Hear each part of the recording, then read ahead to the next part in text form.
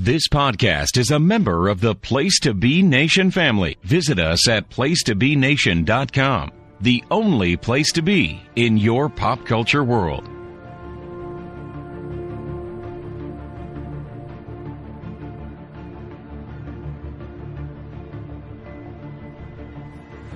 Commemorating the 10th anniversary of the greatest comic book movie of all time, the Hard-Traveling Fanboys celebrate Dark Knight Month.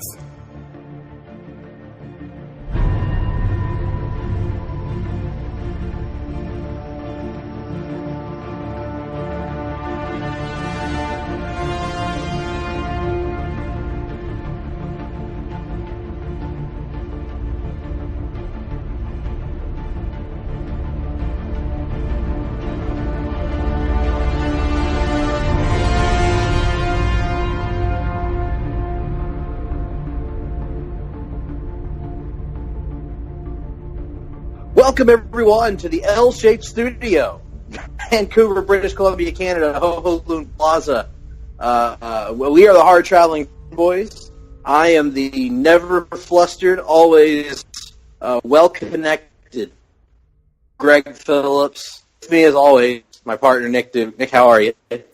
I'm doing well, and I would like everyone to know that that Greg... ...into the show, and a podcast host extraordinaire of his own, one Russell Sellers. Welcome, Russell Sellers. Oh, yes. I was wondering when you would introduce me. My God, Bane has joined the show. Ladies and gentlemen, what a shocking run-in. Oh, the fire rises, my friend. I have come like fire. Well, if there's one thing that we're known for doing here at the show, it's coming like fire. So we are glad to have you aboard to talk about the third entry in Christopher Nolan's historic Batman trilogy. That's right, folks. Dark Knight Month continues at the Hard-Traveling Fanboys with our last off the page of the month, an examination of The Dark Knight Rises. Now, Russell, thank you so much again for joining us for this little journey to the conclusion of this historic franchise. Yes, it is a powerful movie, especially for you and I, Greg, considering where our Batman fandom tends to lead us. And it gives us both something that we never thought we'd see on screen. And even though I consider this the second best movie in the Dark Knight trilogy, there's still a big moment in this one that I think you and I were pretty much coming up out of our seats when it happens. 100%. And I can't wait to talk about it. I don't think we're going to get through the entire movie tonight, but what we're going to do is we're going to try to talk about the totality of the movie. Yes. So we will get there for sure. Nick, how do you feel this week? How are you doing? And what does it mean to you to reach this point in our journey on the Dark Knight Month? Yeah, I'm doing well. I'm obviously looking forward to digging back in here. I know a lot of people after last week are probably looking forward to something that is a bit more of a critical and balanced discussion of a Chris Nolan film, and I hate to inform those people you're not going to get that on this podcast. No. I've made no secret of the esteem I hold this trilogy in, and I got news for you. That's going to continue on into this episode. Now, granted, as we'll discuss, I can't honestly put it on the level of the movie we discussed last week, because I do think The Dark Knight is the greatest movie of all time, but this comes damn close for me, so I'm looking forward to looking back at it. Huh? What would Chris Berman say about this movie, Nick? It's pretty good. Very good. Very good. Now, before all that rigmarole, we get going in all this, we'll just explain to you a little bit of how this works. If for some reason you've missed the rest of our Dark Knight Month podcasts, what we do with Off the Page is we grab a copy of the movie, we put it on 000 to the very beginning of the movie, and we like to give you, the audience, if you so choose, an opportunity to watch it along with us. Get your copy of the movie, find it, if you have it somewhere digitally, physically, whatever, go ahead and load that up, pause it at the beginning, and you can follow us along. We're not going to watch the entire movie, but we're going to use it to guide us in our conversations, remind us of some things that we might have thought about or might not have thought about otherwise. And in full disclosure, I'm actually not able to follow along this week due to connection issues. So a lot of it may be Nick and Russell seeing things that remind them of conversation topics. And I've seen the movie very recently, so I remember virtually the entire thing. So we're going to go from there, and we're going to let you go ahead and get your copy of it. And then we're going to start this thing going in 3, 2, 1, play. So, obviously, there had been 4 years since the release of The Dark Knight.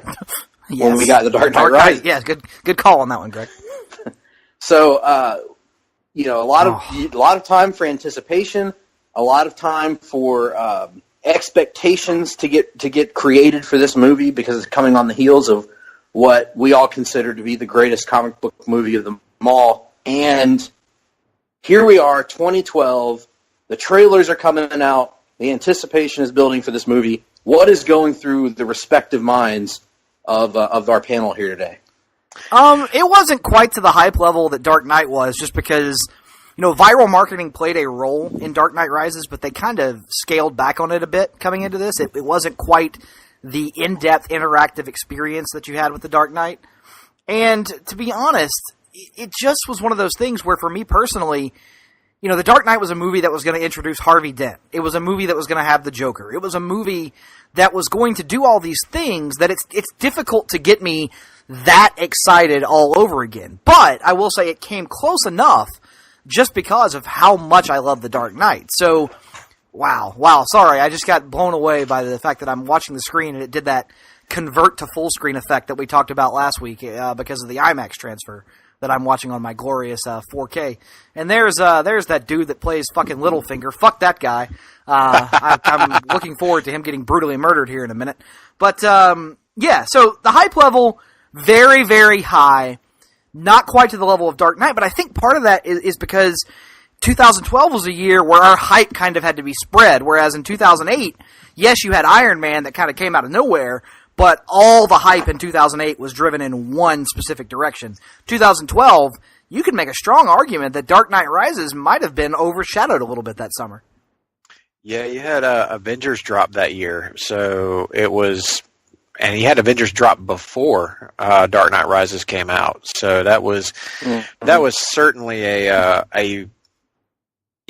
hate to say it, but I think that Avengers definitely would have overshadowed this just because of what it represented. Yeah, it was the first of its kind. Like, it was truly history making. So that, but here in Dark Knight Rises, especially this scene that we're seeing right now, I actually think this is a really killer opening.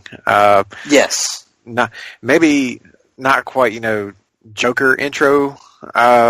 From Dark Knight, but this is still really damn good introduction to Bane. I especially love this part where he's holding this dude out of a plane, like he's going to drop him or something, but he is holding a gun to his head, and I love how Bane points out to him, is like, what kind of a person would shoot someone before throwing them out of a plane? Oh, yeah, that's brilliant, yeah. Just a great performance here from Tom Hardy.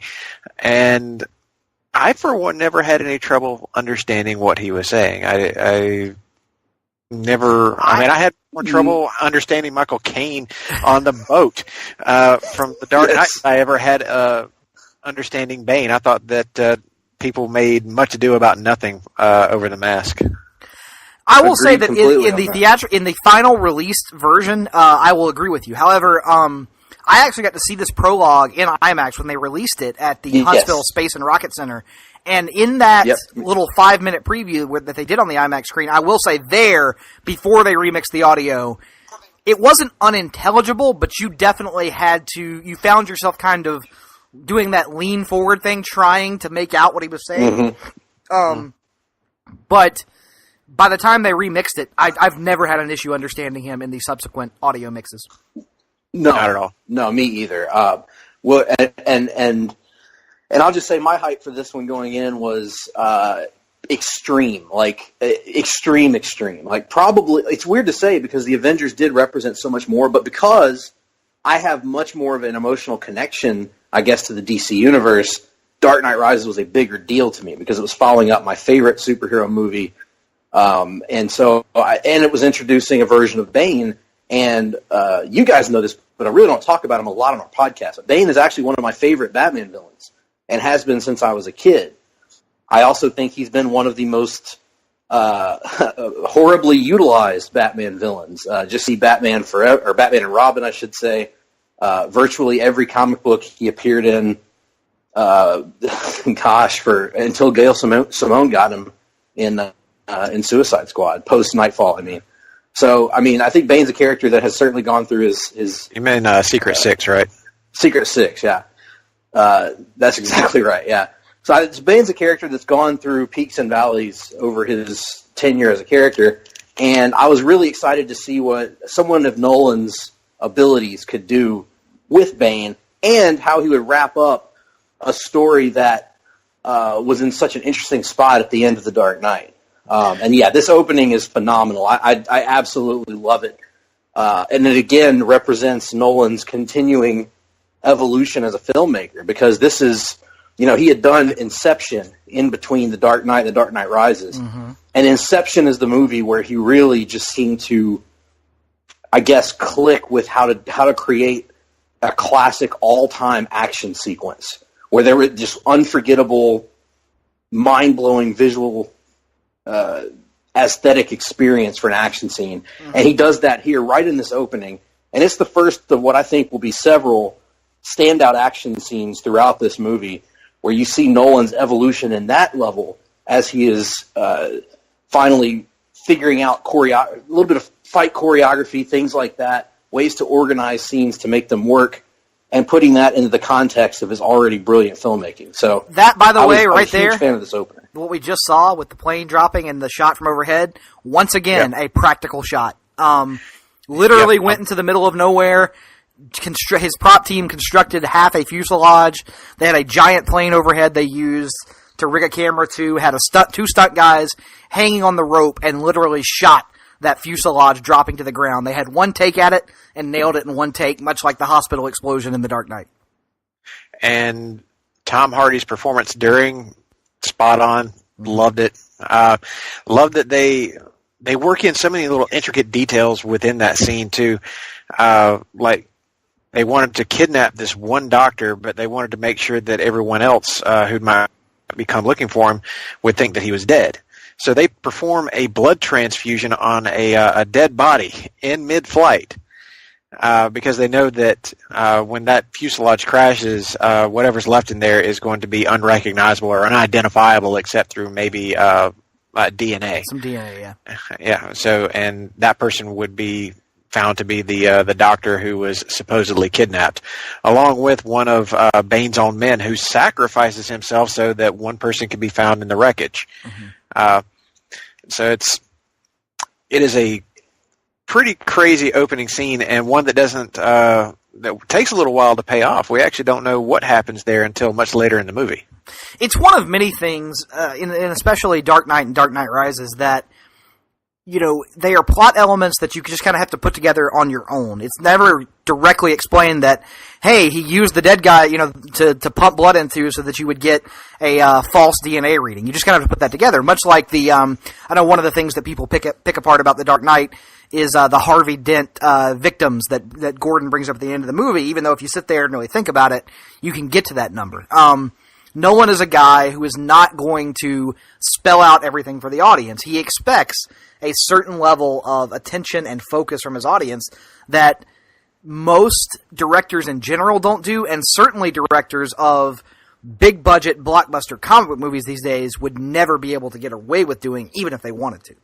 Yeah, and this scene we're seeing right now with Gordon speaking at the fully rebuilt Wayne Manor on the what seems to be, I guess it's the 8th anniversary of Harvey Dent's death, and the success of the Dent Act locking up 1,000 criminals in Blackgate. While you can kind of feel like his sadness in that, talking about Harvey. I think what he's really doing there is laying out the heavy stakes of this movie right up front. That if people found out that Harvey was actually this, pretty awful person by the end of the last movie, that it would undo everything, and that's the number of inmates who'd probably be immediately released. So I really kind of appreciate this scene in hindsight a little bit more than I did when I initially watched it. Yeah, it's like you said, it's setting the stage for the stakes of the movie, and I think laying out the ultimate moral quandary of this film and the ultimate. I've talked a lot in the past and will on the show about how Dark Knight Rises is really taking the themes from Batman Begins and following them through. This is the element from the Dark Knight. It's bringing full circle the ramifications of that decision at the end. Yes, Robo Greg is certainly in full effect right now. And as we all know about Robo Greg, tastes like baby food. All the things that Harvey had done. He is just rolling right along, man. Yep. Robo Greg could not hear us. You're a wise man, Greg. In the Dark Knight. And you see here that... My God. No, I can hear everything you guys... Well, folks, It's going to be an interesting one tonight. Buckle up your seatbelts and we'll get through it somehow. But Greg was making a point that I am sure was very eloquent and well-spoken, and a point that you will never actually hear said. So, I think it comes down to this. This movie feels the most like Batman Begins of the entire trilogy, other than Batman Begins itself. Like it's the one that feels like it thematically goes back to that. Like any good trilogy, the third film ties back more closely to the beginning. Mm-hmm. And The Dark Knight Rises is, to me, and I think to what Greg was saying, less a sequel to The Dark Knight, but more a sequel to Batman Begins. And that's true, but I think you can't talk about this movie without addressing the elephant in the room, which is the what if. Because I truly believe that had Heath Ledger not passed away, we would have gotten something that was a sequel to both. That was thematically more heavily tied into The Dark Knight than they were able to do because of the death of Heath Ledger. By the way, one thing we should just go ahead and talk about up front, because when we talk about these movies, we typically run through the casting. Not as controversial as the Heath Ledger casting in The Dark Knight by any means, but there were definitely a lot of Anne Hathaway skeptics coming into this film. I did not count myself among them. I thought she was going to be really good. But that moment when she goes, "Nobody told me it was uncrackable," that was the moment I was like, yep, I was right. And she totally, and from then on, she's full on Selina and never really drops out of it again throughout the rest of the movie. Not at all. Like that opening scene, the first time you see her on screen, she's very meek and meager. Doesn't really, she's really playing that whole damsel thing, playing it really well. And then, like you said, as soon as she flips that switch to being Catwoman to being Selina, it's spot on. It is absolutely the best Catwoman performance on screen ever. Agreed completely. Hey, Greg's back. Hey, Robo Greg is here. For the time being, I am here. I've gone through a horrific accident in which I was gunned down brutally, as you know. And Now let me ask you this: what are your feelings on Sting, and will you be accompanying him to the ring anytime soon? I'm not going to accompany him to the ring, but if he gets locked into a shark cage at some point, you rest assured that I'll be there to come out and rip that door off its hinges. Okay. And then stand there awkwardly. Okay. Now we're up to another part that may have come with a bit of controversy in the casting, because I remember when it was announced that Joseph Gordon-Levitt was joining the cast of The Dark Knight Rises, and of course my JGL fanboy heart just leapt up into my throat, and it never really came back down. And there were rumors galore about who he would be playing. Everyone from the Riddler to everyone in the Nolan versus the Riddler. Yes, like that's just a fact. That was thrown out there. He was referred to as possibly the Holiday Killer from Dark Victory, Long Halloween. Mm-hmm. He was rumored to be the son of Maroni. You know, that was a big thing for a while, and then everyone started gearing towards, oh, well, wait a minute, could he be playing Dick Grayson? And then it was revealed that he was playing this new character, this never before seen character in the Batman universe, John Blake. Mm-hmm.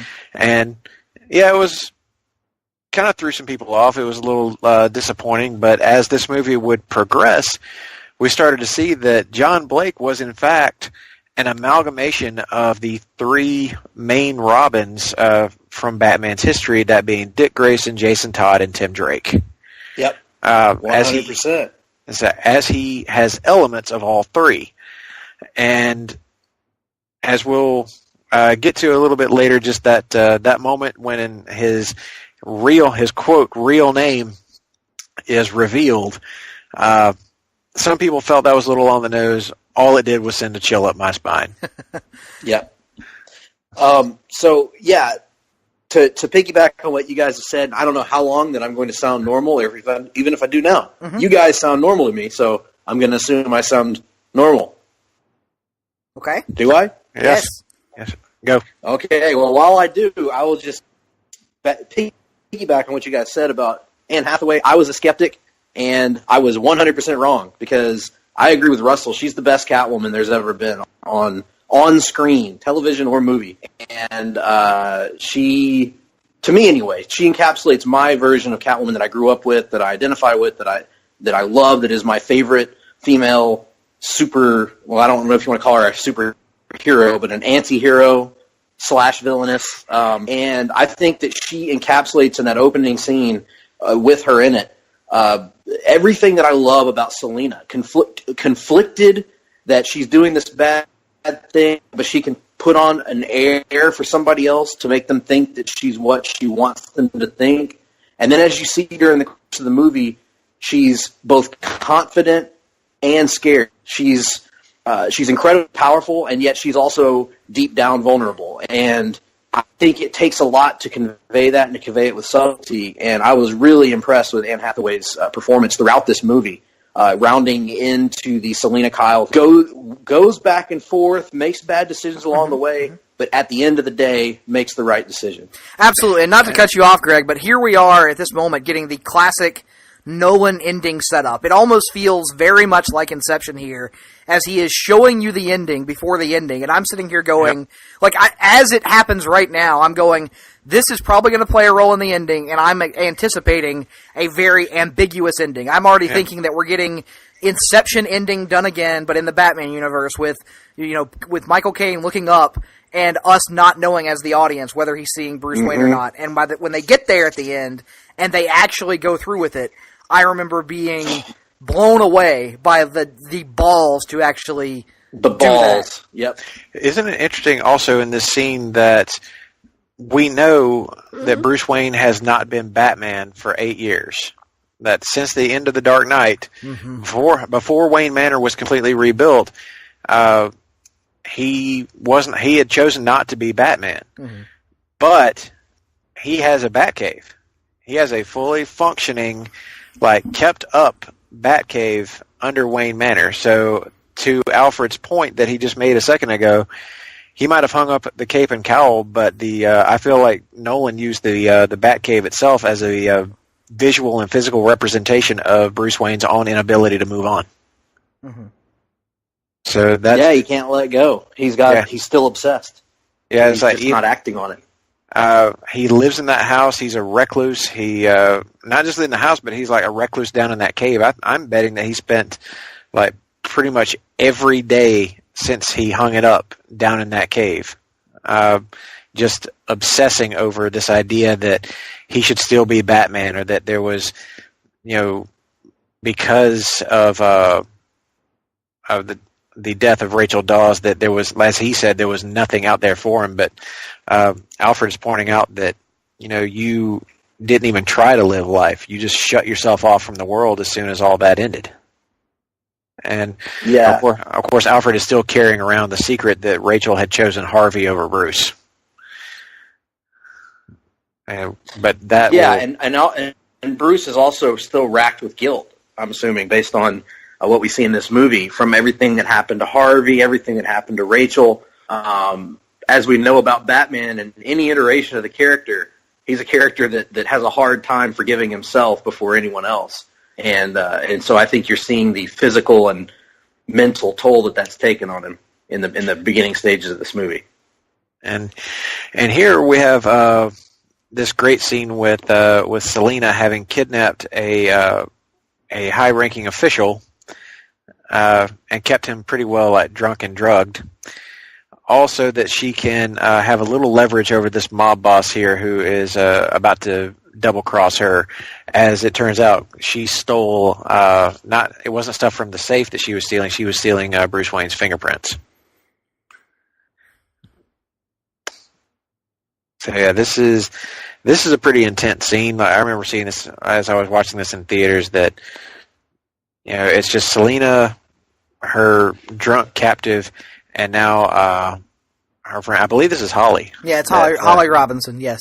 Yep, they've introduced here, and the whole thing just feels really tense because it's like they're all well armed. I mean, this dude did not present Selina as being this helpless damsel or this aw shucks villainess who is all physicality and no brain. She's very, very smart.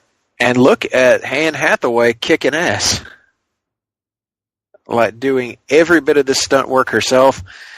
But watch this switch get flipped real fast. Like she's going to take out all these dudes on her own. That's badass. And as soon as the cops come in, she throws the gun down and goes into like a screaming fit of terror.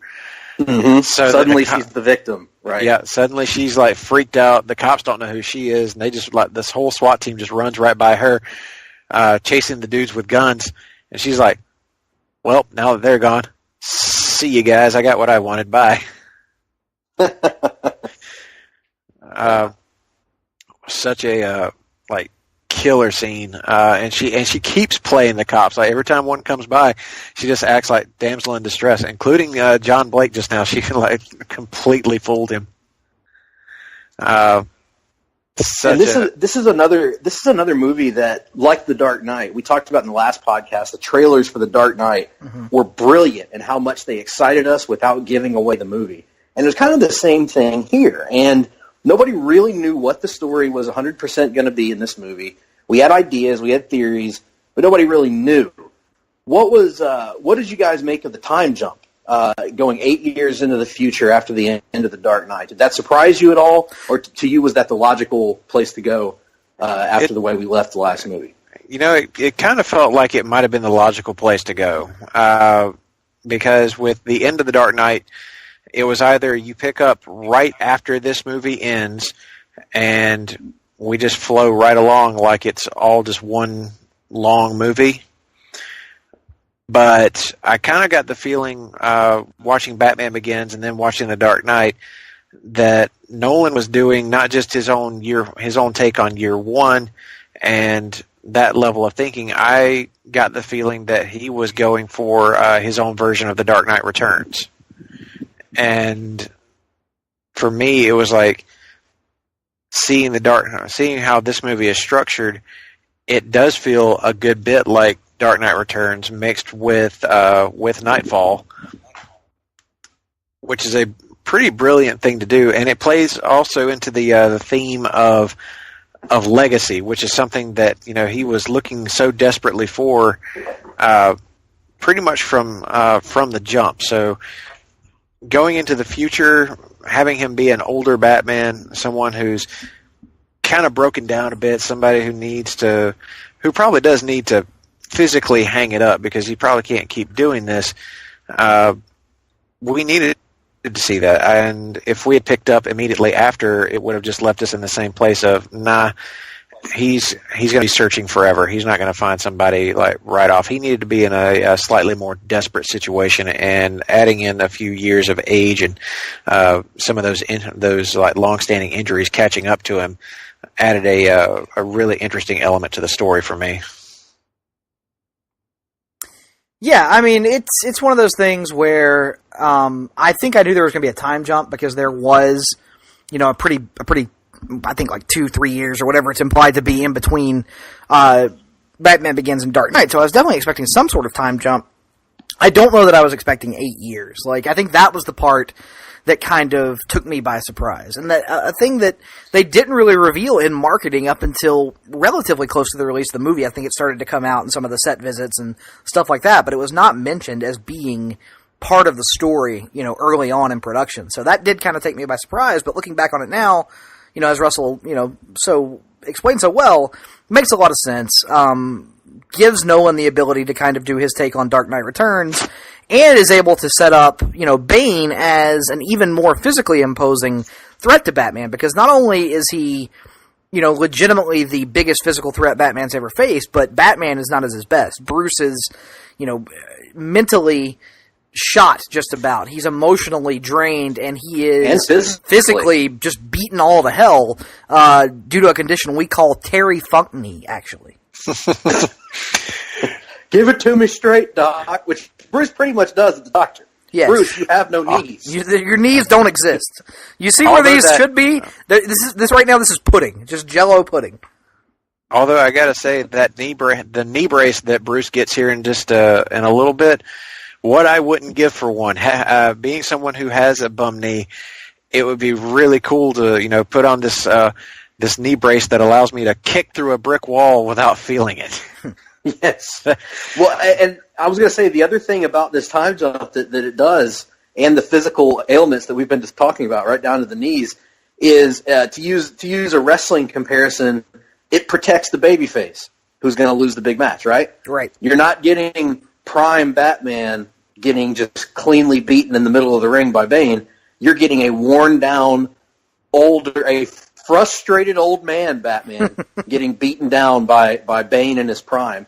So it gives you an out that keeps the babyface strong and builds up the heel to this level that, quite frankly, Bane should always be presented at. And it really does it in a very compelling fashion.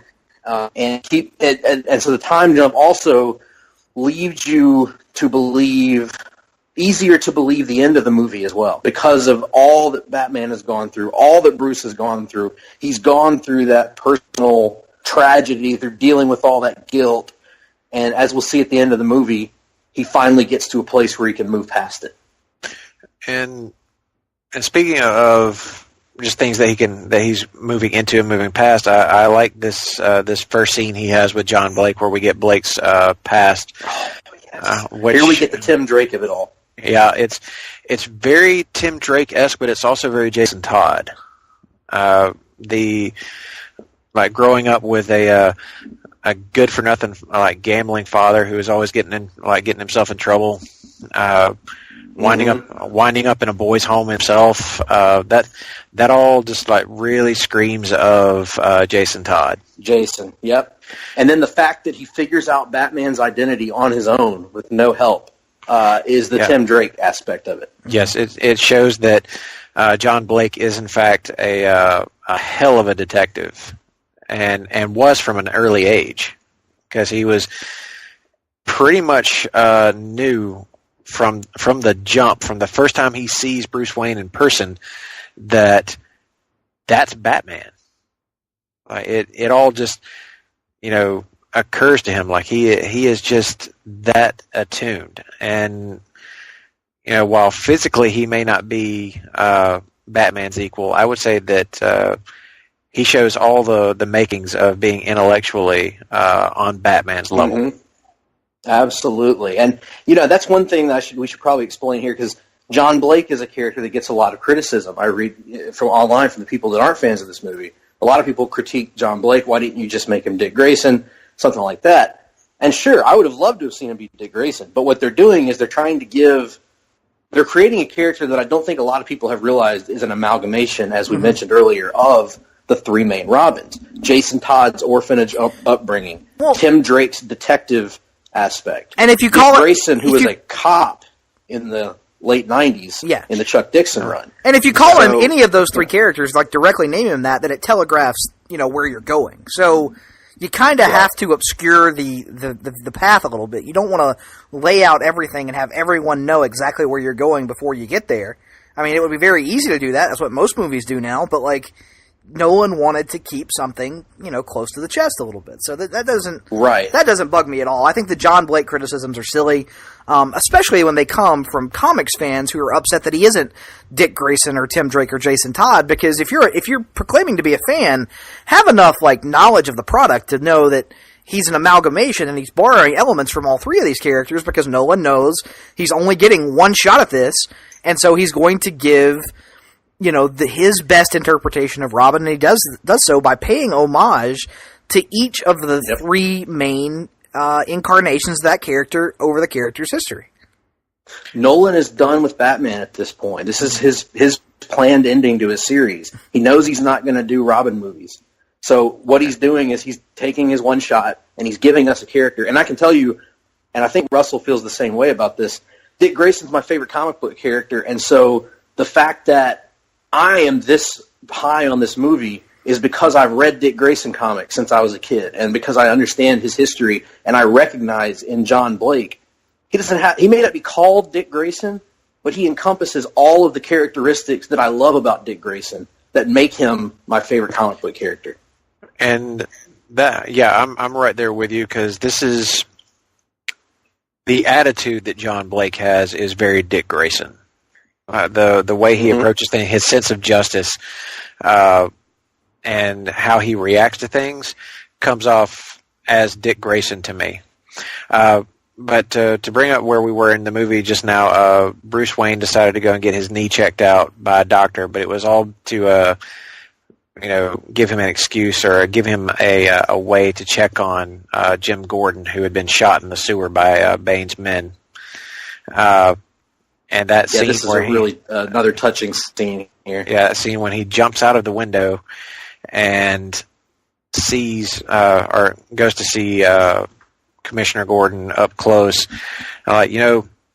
Gordon has got to be willfully ignoring some things here, because he is way too good a detective not to pick out exactly what kind of suit this guy is wearing, and to deduce that this guy comes from money. Well, I'm also assuming that Gordon's under pretty heavy sedation and under the influence of many different painkillers at this point. So it's not like Gordon has the clearest of heads. And he dropped acid before he got shot. So. and how awesome was that moment where Bruce Wayne, being seen in public for the first time in forever, all the paparazzi turned to take a picture of him, and he emits a localized EMP to shut their cameras off. I thought that was a pretty nifty little exploit that Lucius cooked up for him. Yes, 100. Yeah, totally agree. And this is setting up. I mean, I've got so many favorite scenes in this movie, but this is one of many of my favorite scenes in the movie. I adore this, and I've come to realize through this rewatch, guys, that something that I don't think I fully appreciated until now, just how much I love every single public Bruce Wayne scene in all three of these movies. You don't get them a lot, but the ones that are here are amazing. I think it's because we all have such affinities for Batman the Animated Series, and this feels very inspired by the public Bruce Wayne from that series. It's kind of taken to a whole nother level, because you get to really step up the Playboy aspect of it in these, but it's definitely more akin to that and what we know from the comics than the Burton take was, because the Burton take was like weird, eccentric loner guy that felt like he was straight out of a Tim Burton movie, quite frankly. So, this just feels more familiar, and as a result, I think we wind up liking it all better. But as you alluded to, Greg, I think the reason you were talking about the scene hitting so big for you is we're going to get this very, foreshadowing, having, conversation between Bruce and Selina, and the acting ability of both these actors to nail this material is just remarkable, and it shows you for the first time the chemistry that these two are going to have throughout the movie, and without that chemistry, the ending, in my opinion, doesn't work. But because of this chemistry, it lands at the end. Absolutely does, and I love that she has cat ears on her costume, on her little masquerade costume here. That's and that he refers to her as a cat burglar as a little, it's my kind of on the nose. It's the kind of thing that I will pop for. It's throwing us a freaking bone here. And as much as I love the chemistry between Anne Hathaway and Christian Bale, I gotta say the chemistry between Bale and Marion Cotillard just a minute ago was pretty great too. I totally buy into that relationship, just almost as much as I buy into Bruce and Selena. Well, it plays off of what I was talking about a minute ago. These Bruce Wayne scenes in these three movies are so good, and I don't think I really fully appreciated them until viewing them in context of the trilogy in the last 3 weeks. But Bale does such a good job of both putting on that public persona while only through his eyes, and there's a lot of that in this movie, acting through eyes, as we'll talk about with Tom Hardy in a bit. Only through his eyes you can tell that it's a charade, that it almost eats him up to do this kind of stuff because this is not the real him. And only in this conversation with Selena while they're dancing do you get that, because she is so caustic. Every single line that she delivers bites. It's like everything burns. And it's almost like you can feel her loathing for people like Bruce Wayne. And then his responses back to her kind of give away that he's not like everyone else that she thinks that he is, that he's different. And it's just such a great, repartee between them, back and forth exchange here. And just one of my favorite scenes in the movie because it captures the elements here. And then I love speaking of great scenes, takes the necklace back. I guess I'm a little ahead of you guys, but speaking of great moments, he got the necklace back, but he goes to get his car, and the valet says, your wife took it. And he's like, my wife? And then we cut to Selena speeding away in his Lamborghini. And then Lamborghini, then. As he gets into the back of Alfred's car, as Alfred has come to pick him up, he's just like, don't worry about it, Master Wayne. Takes a little bit to get back in the swing of things. Oh man! This is another bit.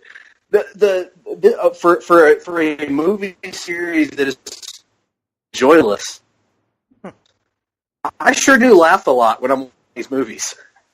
Yeah, you can't help it. It's so good.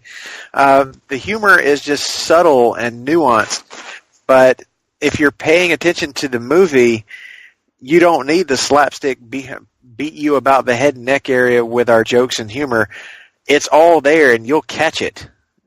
Just as Nolan tends to do with all of his movies, all he's really asking is that the audience pay attention to it. And really, how is that hard to do with such a finely written, directed, and acted film?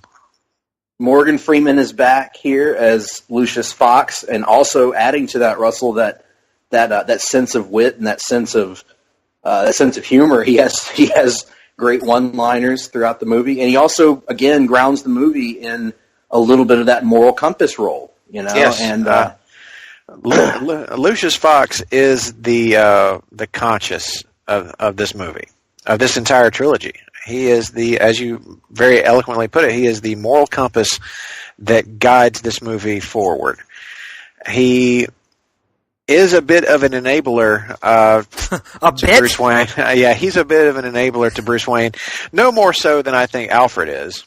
I will disagree with that. Because this movie definitely takes the different tact on that, because Alfred pretty much is like, I'm not going to enable you anymore, and Lucius kind of just is like, I'm just going to power on, keep on going. Hey, but tit for tat, because Lucius was the one in the last movie that wasn't going to enable him and didn't enable him, or was not going to enable him, and Alfred was willing to continue enabling him until the point when he believed that Bruce was going to destroy himself.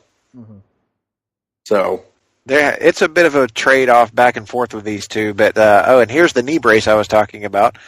That sounds like it's like snapping bone into place.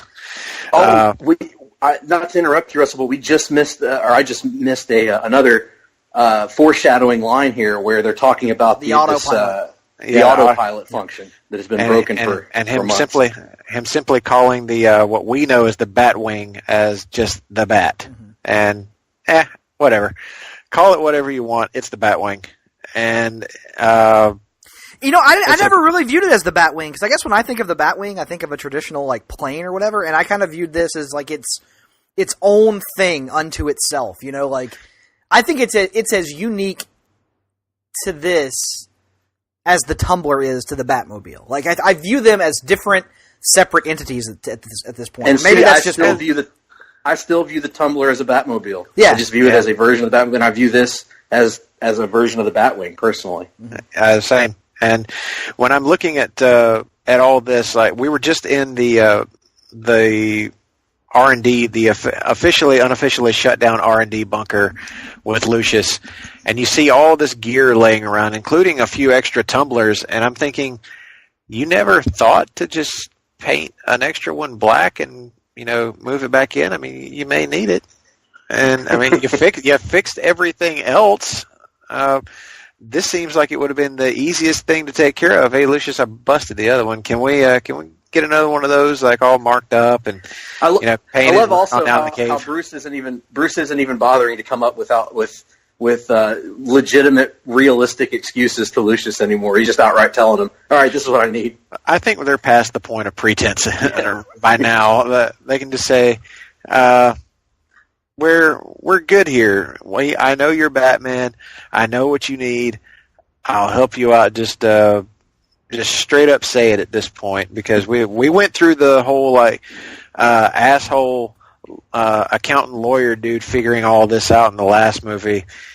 I think we know how to handle this if it ever happened again. So we're okay.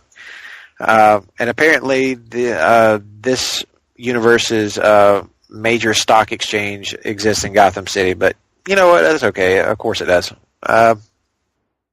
And I always thought this was a really great action sequence. Maybe one that doesn't get talked about. It doesn't get talked about enough, but this is of course it's the lead up to it now, but this big chase sequence that's going to occur is pretty badass. And speaking of badass, this motorcycle helmet that's about to come off, yep, tremendous. Comes off, and then Bane, and then we see Bane wrecking shop on people for the first time in this movie. Like, we've seen him do other stuff, but we haven't seen him just like beat people down. And now it's like, yep, he is just kicking ass, and these people stood no chance. And again, we haven't mentioned, I don't think in either of our first two reviews, very much anyway, the music and how much the score in these movies builds the tension and actually enhances the story, in my opinion, because the music of Hans Zimmer throughout these three movies, it creates this aura in each scene, and in this case, in this film, it builds this sense of anticipation that something big is coming. This confrontation between Batman and Bane is coming, and you get the feeling that there's this sense of dread about you. What do you guys make about Hans Zimmer and his contributions to this one, and then also for the other two movies as well, just the trilogy as a whole? Because we really haven't talked enough, in my opinion, about him. Have you noticed that the Batman theme that's used throughout this trilogy evolves as it goes? Mm-hmm.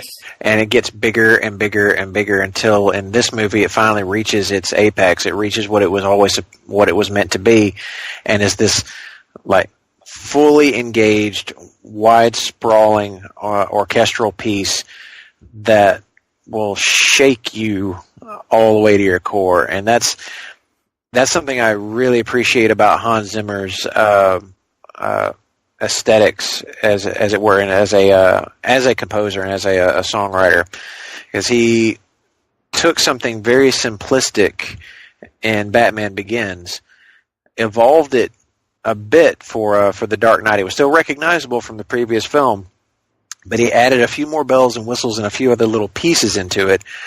But by the time he got to The Dark Knight Rises, it was like he had this whole other layer of music that he wanted to put in with it. At its core, it's still the same theme from Batman Begins, but by the time you get to Rises, it is it sounds like a full symphony orchestra in full flight, and that for me is kind of puts it up there on that same level as the Danny Elfman Batman theme, which I still absolutely love. But when you hear the version of the Batman theme from Dark Knight Rises, it's like, this is iconic. It is absolutely chill-inducing.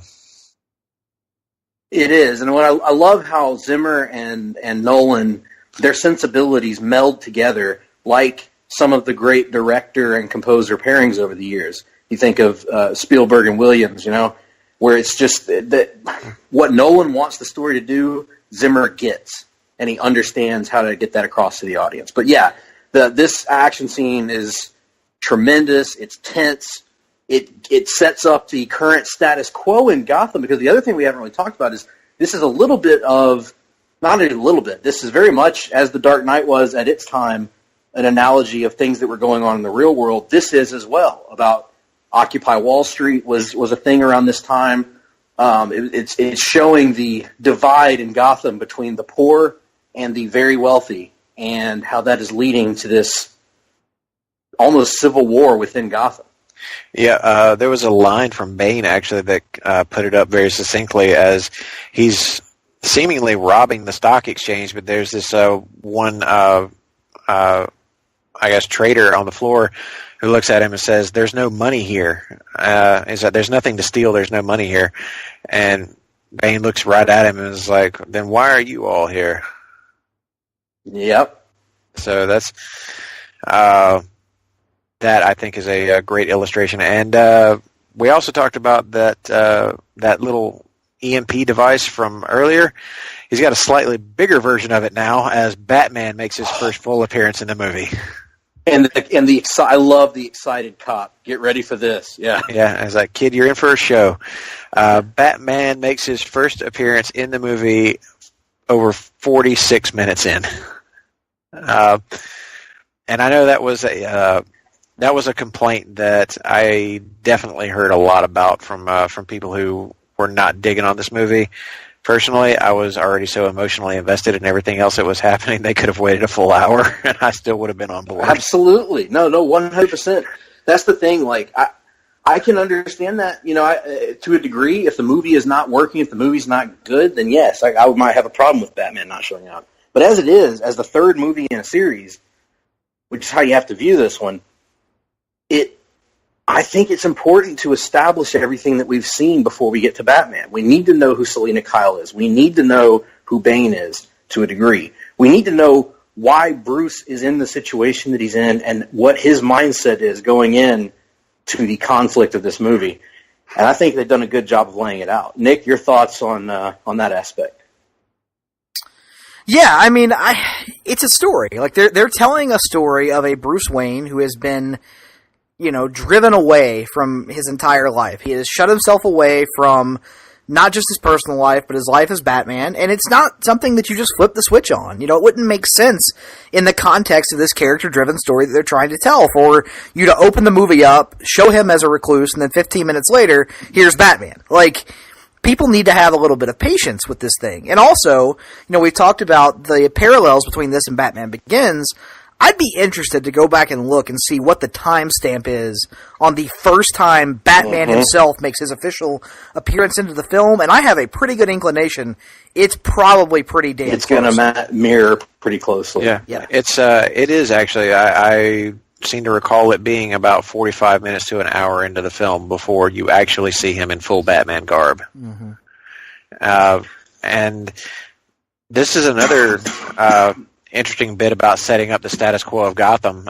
Greg, you're absolutely right that this shows exactly where everybody is and where the mentality is of the Gotham City Police, as these guys who have just robbed and are actually continuing to rob through Wi-Fi the stock exchange from Gotham. Specifically, they're stealing Bruce Wayne's money. But instead of pursuing the people who just committed a crime right in front, in full view of the GCPD, as soon as Batman's on the scene, their captain orders them to drop everything and chase Batman. the guys who were stealing money, the guys who were actually really committing a crime and did right in front of you, and you decide that chasing Batman was more important. And John Blake is seemingly the only one who seems to have a problem with it. He's calling it out like, hey, the bad guy's getting away. What are we doing? Which is a nice kind of evolution of where we had, on some level, where we had Jim Gordon in the first movie as almost the lone good cop in a department full of, in that movie, corrupt cops, and in this movie, lazy cops in large part.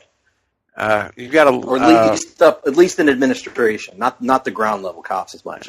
No, they're very much invested in chasing Batman. It looks like the entire freaking police force is after this one guy.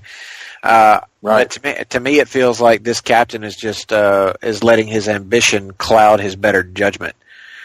But of course, this is Batman we're talking about. You guys cornered him in an alley. He's getting out of that. We're about to get our first full look at the Bat as he's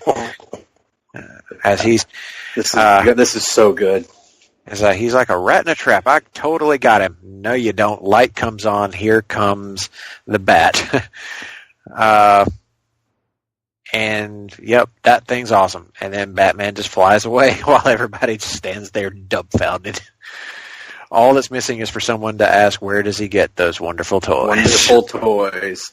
And this also leads to another of my favorite scenes. Pretty much all the Catwoman scenes in this movie are up there for me. She's in a bad way. Bruce rescues her. And here's something else that is a nice... It's a small thing, but it demonstrates the growth of Batman over the course of this trilogy, because in the midst of this big knockdown, drag-out fight with Bane's henchmen, Catwoman grabs a gun and is going to use it, and Batman takes it from her and says, "No killing." Yeah, it's such a little thing, but it's a great, I think, dynamic between their two characters, showing the difference between them. But this is also right around the first time that we see Batman in full garb is the first time we see Selina in full Catwoman garb. Mm-hmm. And I'm good with it. Perfectly, because she fills out the cat suit quite nicely.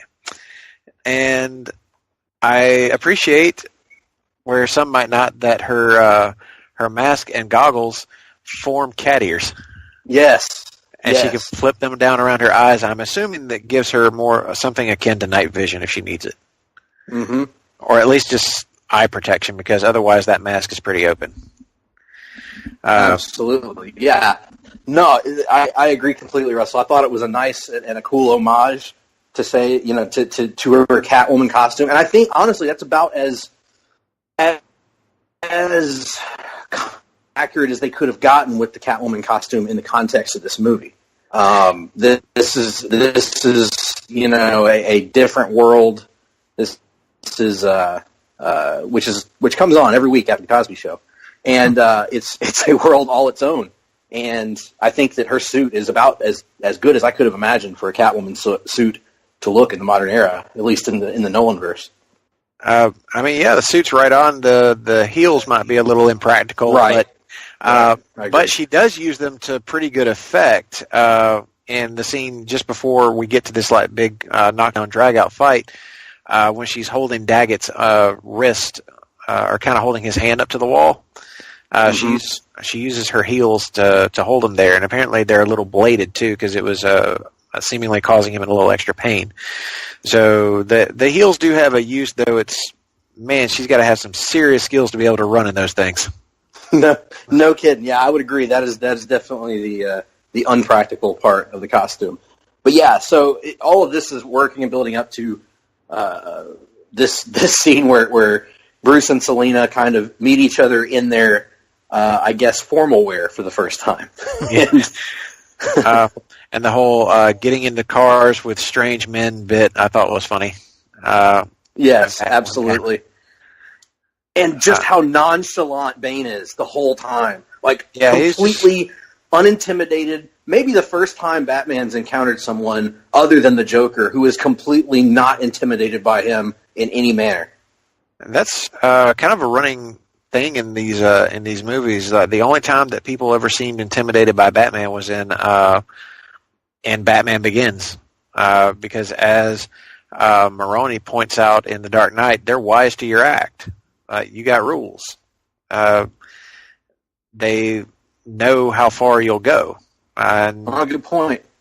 And then by Dark Knight Rises, I don't know that any of Bane's thugs are really all that intimidated by Batman. They're far more scared of Bane. Right. Bane has commanded them, and he has no fear of reprisal from anyone for anything he's doing.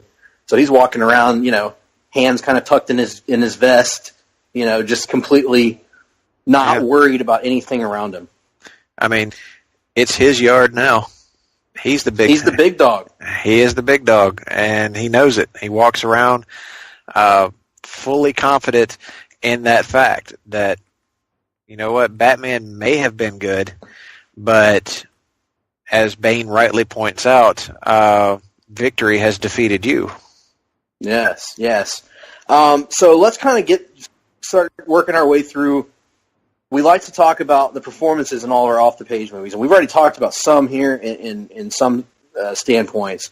But let's start at the very top with Christian Bale as Batman in this movie, because I remember when we left the theater the first time I saw this, I remarked to someone, I think this might be his strongest performance across the three movies because of how much he's asked to do here. Mm-hmm. Because he's portraying both a weak Batman at the beginning and a strong Batman at the end. He's portraying a guy who goes through the gamut of emotions. We see him at his angriest in this movie. We see him at his saddest in this movie.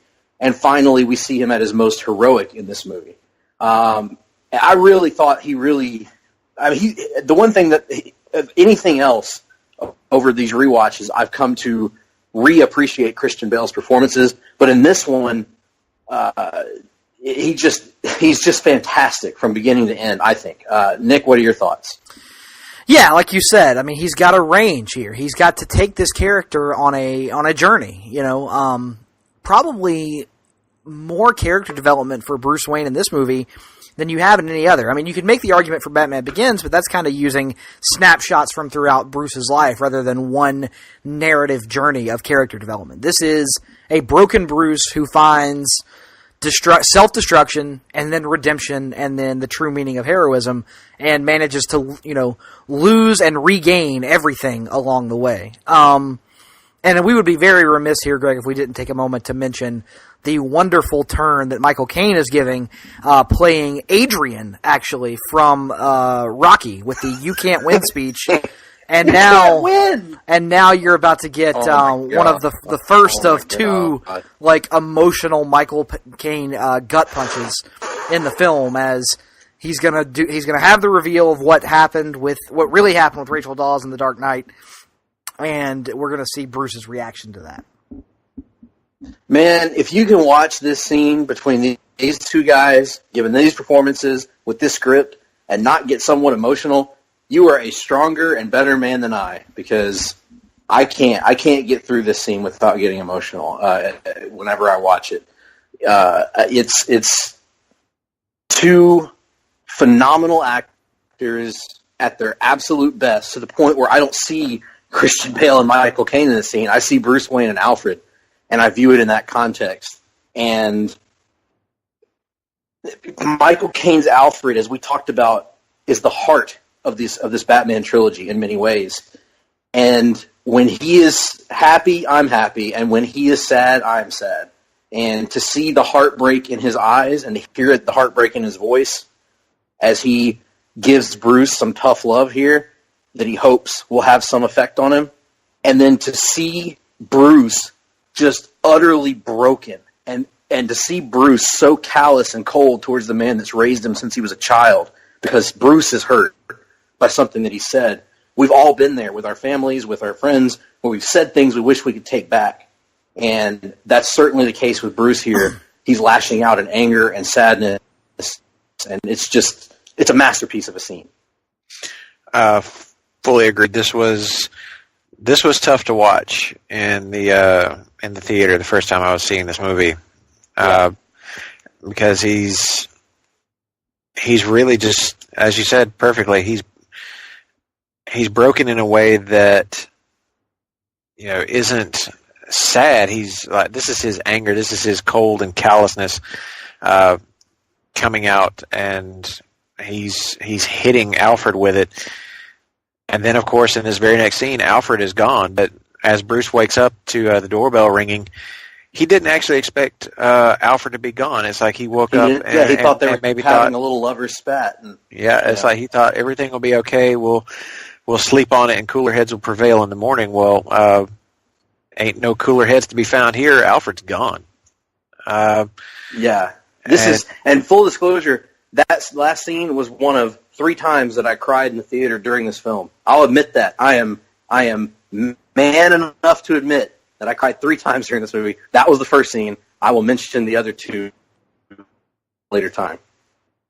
And then, of course, Bruce Wayne is also finding out here that he is now broke. Or that he is about to be. And it's kind of interesting. He takes the tumble from the wealthy 1%er that is Batman, and by the end of the movie, who does he leave the Batman legacy to? A kid that came up through an orphanage that had nothing. He left it to an orphan, like himself. Like himself, yep. Someone that comes from significantly less than him. So perhaps a chance to take and accelerate the symbol to a new level. I think that was the ultimate realization of the symbolism of Batman, the idea of Batman, that he could be, that Batman was just a symbol, that he could be anyone, so long as that person was truly dedicated to that cause. And he had hoped that it would be Harvey Dent, that he could retire the symbol of Batman. But I think in the course of this movie, Bruce really learns the power of that symbol, because it's a little thing, but you know the little kids are drawing the little Batman symbol using chalk, and that's something that gets used a lot later in the movie. It's used to mark the path of these trucks that are moving around this decaying reactor that's eventually going to go nuclear. But I think Bruce comes to fully realize the power of the symbol he created, that there's never going to be a day when Gotham no longer needs a Batman. It's always going to need that symbol. That symbol means something to the people of Gotham. And in The Dark Knight, his idea was, I can find someone who works within the system and I can retire the Bat altogether. But this take on it allows him to see that, no, you need to find a way to keep that symbol alive and allow it to evolve. Yes. And this kid, John Blake, is going to be the one to take it to that next level. He realizes that Gotham does not need Bruce Wayne, but it definitely needs Batman. Yep. And so, just really good. Marion Cotillard, we haven't talked about her much. She plays a character in here that we're not wise to her exact origins until close to the end of the movie, where it's revealed that she is playing Talia al Ghul, the daughter of Ra's al Ghul, who, of course, we met in the first movie, Batman Begins. And Talia, of course, is one of the most famous Batman villains / love interests in the comics and on the animated series. And kind of an unexpected, in some ways, usage of that character. And I think that they did a hell of a job with the swerve. The swerve was really well done, well acted, and I loved how they almost present a version of Talia that may even have a more corrupted vision than her father did in terms of what his ultimate goal was. Yes, he wanted to burn Gotham to the ground, but she almost seems to be taking a glee in it that her father did not. And she's not doing it for any noble purpose. She is not doing it so that Gotham can be raised and reborn anew, so that it can become, a valuable contributor to the world. She was doing it because she is like the warped extension of her father's ideology. Like, she thinks she is paying homage to his legacy when really she is warping it for her own personal revenge-driven terms and has no real, even kind of misguided ethical, reasoning behind it. It's a really good interpretation of the character, even though I will say I think Marion Cotillard's performance is actually stronger before the Talia reveal, because I think if you want to criticize anything about this movie, I will say I think her death scene is a little weak. Her death scene's bad, yeah. It warrants criticism, and honestly, like, even her monologue before that is just, good enough. I actually think she's a lot better playing it straight than she is playing the big villainess at the end. I would say that I agree with you on the death scene. I actually like her monologue at the end, though. Like the not before she dies, but the one that where she explains herself to Bruce and turns on him. I liked how she did that. But I can see where you're coming from. And certainly, the death scene is the one thing in this movie that I can't really. I can pretty passionately defend. Everything else, I can't defend that. No, that death is certainly bad. Though the one part of the movie that really takes you out of it there for a second, and it's a good thing it's placed where it is, because otherwise you might be like, and it's in the context of you get the Great Gordon scene right there around it. Yes, which is might be Nick's favorite, or one of Nick's favorite scenes in the entire trilogy. Mm-hmm. Leave it to Gary Oldman to talk about to bring it back.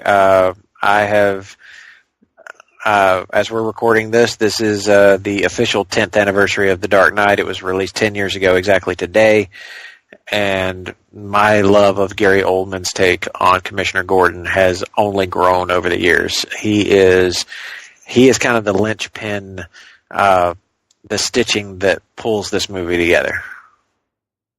He's outstanding throughout the entire trilogy, and as much as ever in this one. His performance here is just so freaking good. It's one of those where you've seen this mighty hero rise and fall in a very similar way to how Batman rose and fell. He starts off in a pretty dark place at the beginning, trying to figure out just exactly how he can make a difference. You see him much more confident and assured in the second film, but also someone who's willing to sacrifice maybe a little too much to get the job done. And then here in Dark Knight Rises, you get to see the full toll of what that sacrifice has meant. And it's the parallel stories between Bruce Wayne and Commissioner Gordon that add that extra thick layer of great storytelling to this film trilogy for me. Oh yes, and I love his dynamic here with John Blake, where it kind of makes Gordon realize that, you know what, I have compromised myself along the way. I made mistakes. I did what I thought I had to do, and it kind of led us to this position. And it also informs John Blake and kind of makes John Blake realize that maybe the police force isn't the way for me to affect change in Gotham. It's true. Really good layers here. Speaking of layers, Bruce is a layer of women, as we're about to see. Yes. He racks up quite a few in his time. And so this is again all part of the long game, so to speak, for Talia. Mm-hmm. We don't know how long it is actually. Mm-hmm. We haven't seen that, but I'm going to assume it's the long game for Talia here, and as part of her plan. So we talked a little bit about Christian Bale. Russell, did you have anything you wanted to add about him before we move to other performances? Well, I agree with you guys. I think that this is his overall best performance of the entire trilogy is here. This is, whereas, Heath Ledger was stealing the show in The Dark Knight, and of course we were all just kind of getting used to him being Batman and Batman Begins.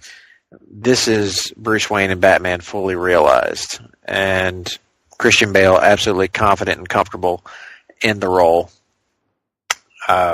He brings all sorts of interesting emotional depth and layers to this performance, as he tends to do in most movies he's in. But this one is his. This is the part where he puts his stamp on this role going forward. This is where he is fully the Batman. Yeah, it's going to define. The thing about Christian Bale is he's had so many outstanding roles and so many different varied roles in his career that he's managed to escape the trap of being typecast. However, this is the role that he's going to be remembered for in generations. Batman. You can't play Batman and not be remembered for it, for better or for worse. That's very true, but at least he played it well. Yes, he did. And speaking of played it well, we talked about Anne Hathaway as Catwoman. I feel like we've kind of said our piece on her. She did an outstanding job in this movie. We haven't talked much about Tom Hardy, and I really want to, because I have a few things that kind of trigger me related to this movie. And one of them is the criticism of Bane, because while, yes, there is nothing more fun other than maybe doing a Joker voice than doing a Bane voice. I love it. It's great. It's never not funny. Yes. All you have to do is watch the Trip guys. For those who know who we're referring to, the guys from the Trip do their Bane voices. Very, very funny. However, what I don't like is when I read criticism of Tom Hardy online for this performance, because I think, and again, this is coming from somebody that has been a Bane fan since 1993, I think it's a brilliant reimagining of this character. Because what Tom Hardy brings to it in terms of his nuance, his subtlety, his physical transformation, the fact that they find a practical reason for him to wear a mask, because if you were wanting him to wear a luchador mask, folks, I don't know what to tell you. There's no way he was going to be wearing a luchador mask in the Nolan trilogy. And they find a way to make the mask make sense. They find a way to make the mask work. There's a practical application to it. And here's the other thing. Tom Hardy has to go out there and put on a performance to follow the greatest performance of all time as the Joker. And he has to fill that shoes as the movie's primary antagonist and do it almost entirely with his eyes. And I think he's amazing at it. And I want to draw particular attention to Bane's last couple scenes in the movie, the really last portion of the film, when Bane is beaten by Batman, and he's laying on the ground, and Talia has stabbed Batman, and she's explaining how she escaped the pit, that it was her and not Bane that escaped the pit, and that he stayed behind and suffered.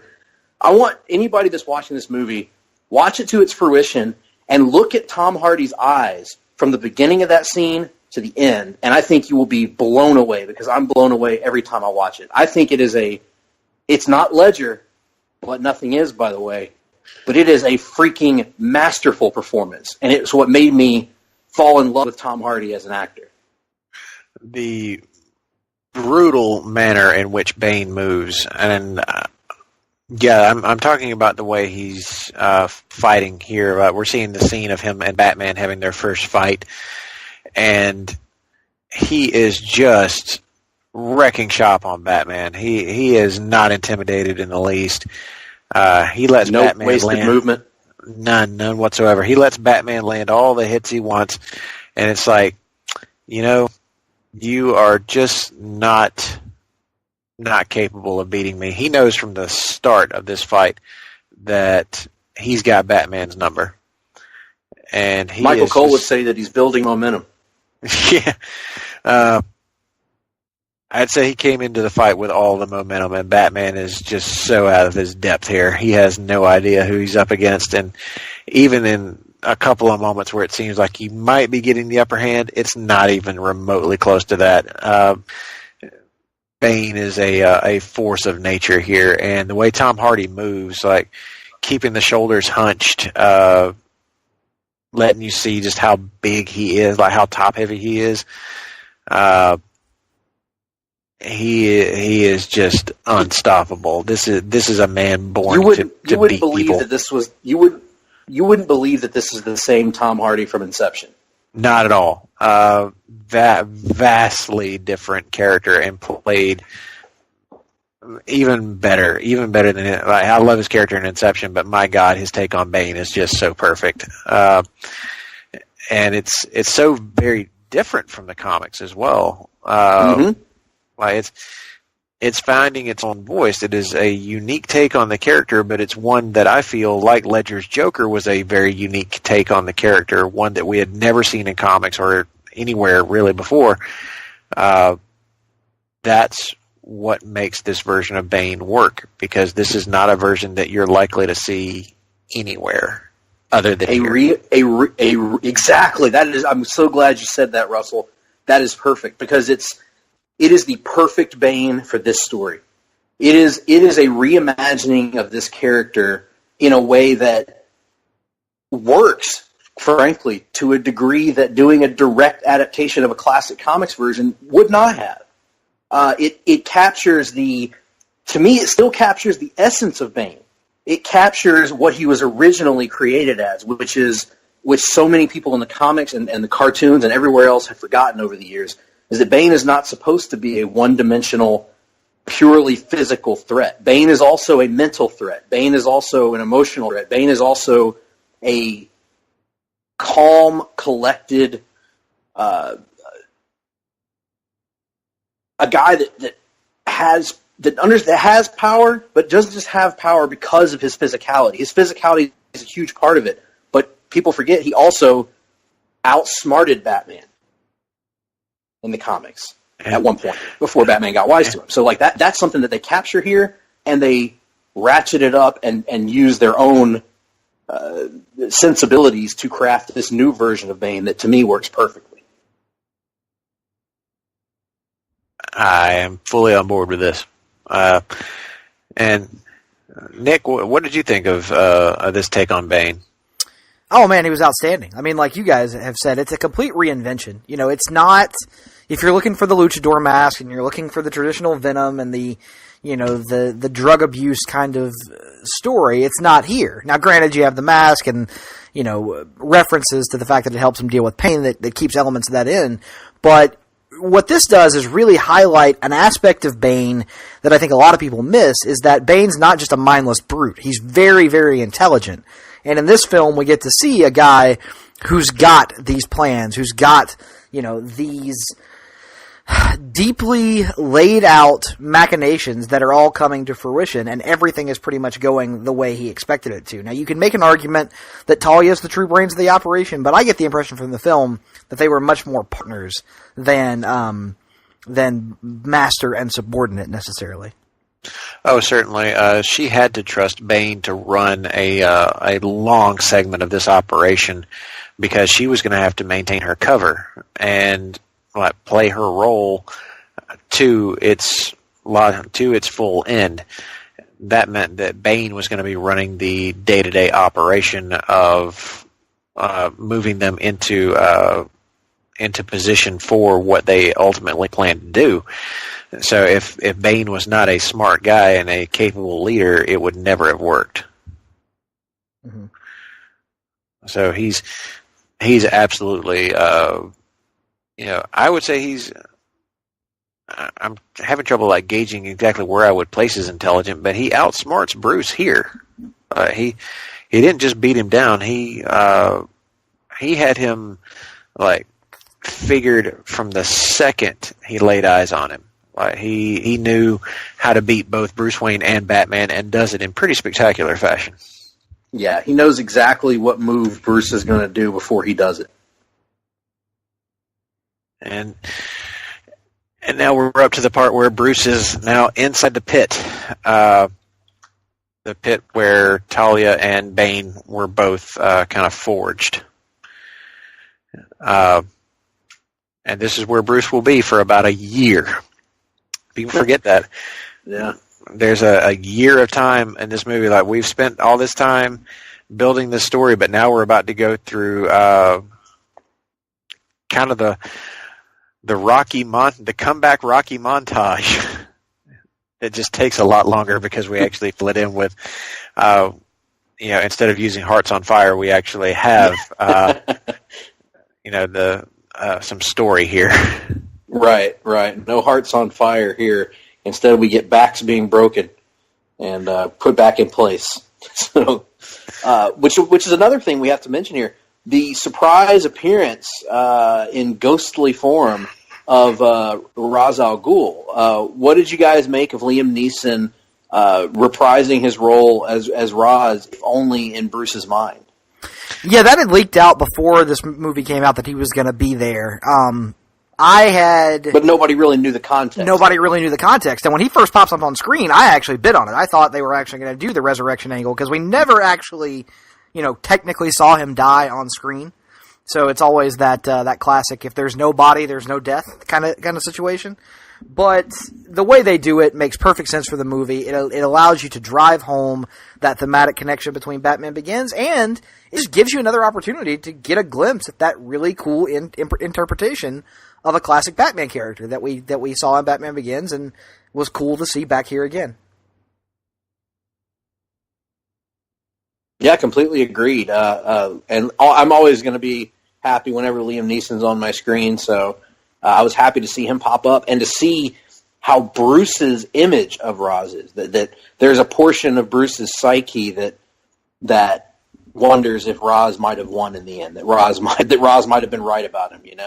It's another good scene in a scene or in a litany of them in this movie. The whole portion in the pit I love, and there are some who differ on that. But for me, I love this whole portion with Bruce in the pit, learning these valuable lessons, and also rediscovering exactly what it is that drives him and motivates him. And of course, one of the most heroic hero moments on film to me is Bruce finally climbing out of that pit. And you see the old man crying because someone's finally escaped after all these years. And it's incredible. And Bruce sends the rope down to them to help the others get out. I mean, it's incredible. Like, it's such a great scene to me. What do you guys make of that?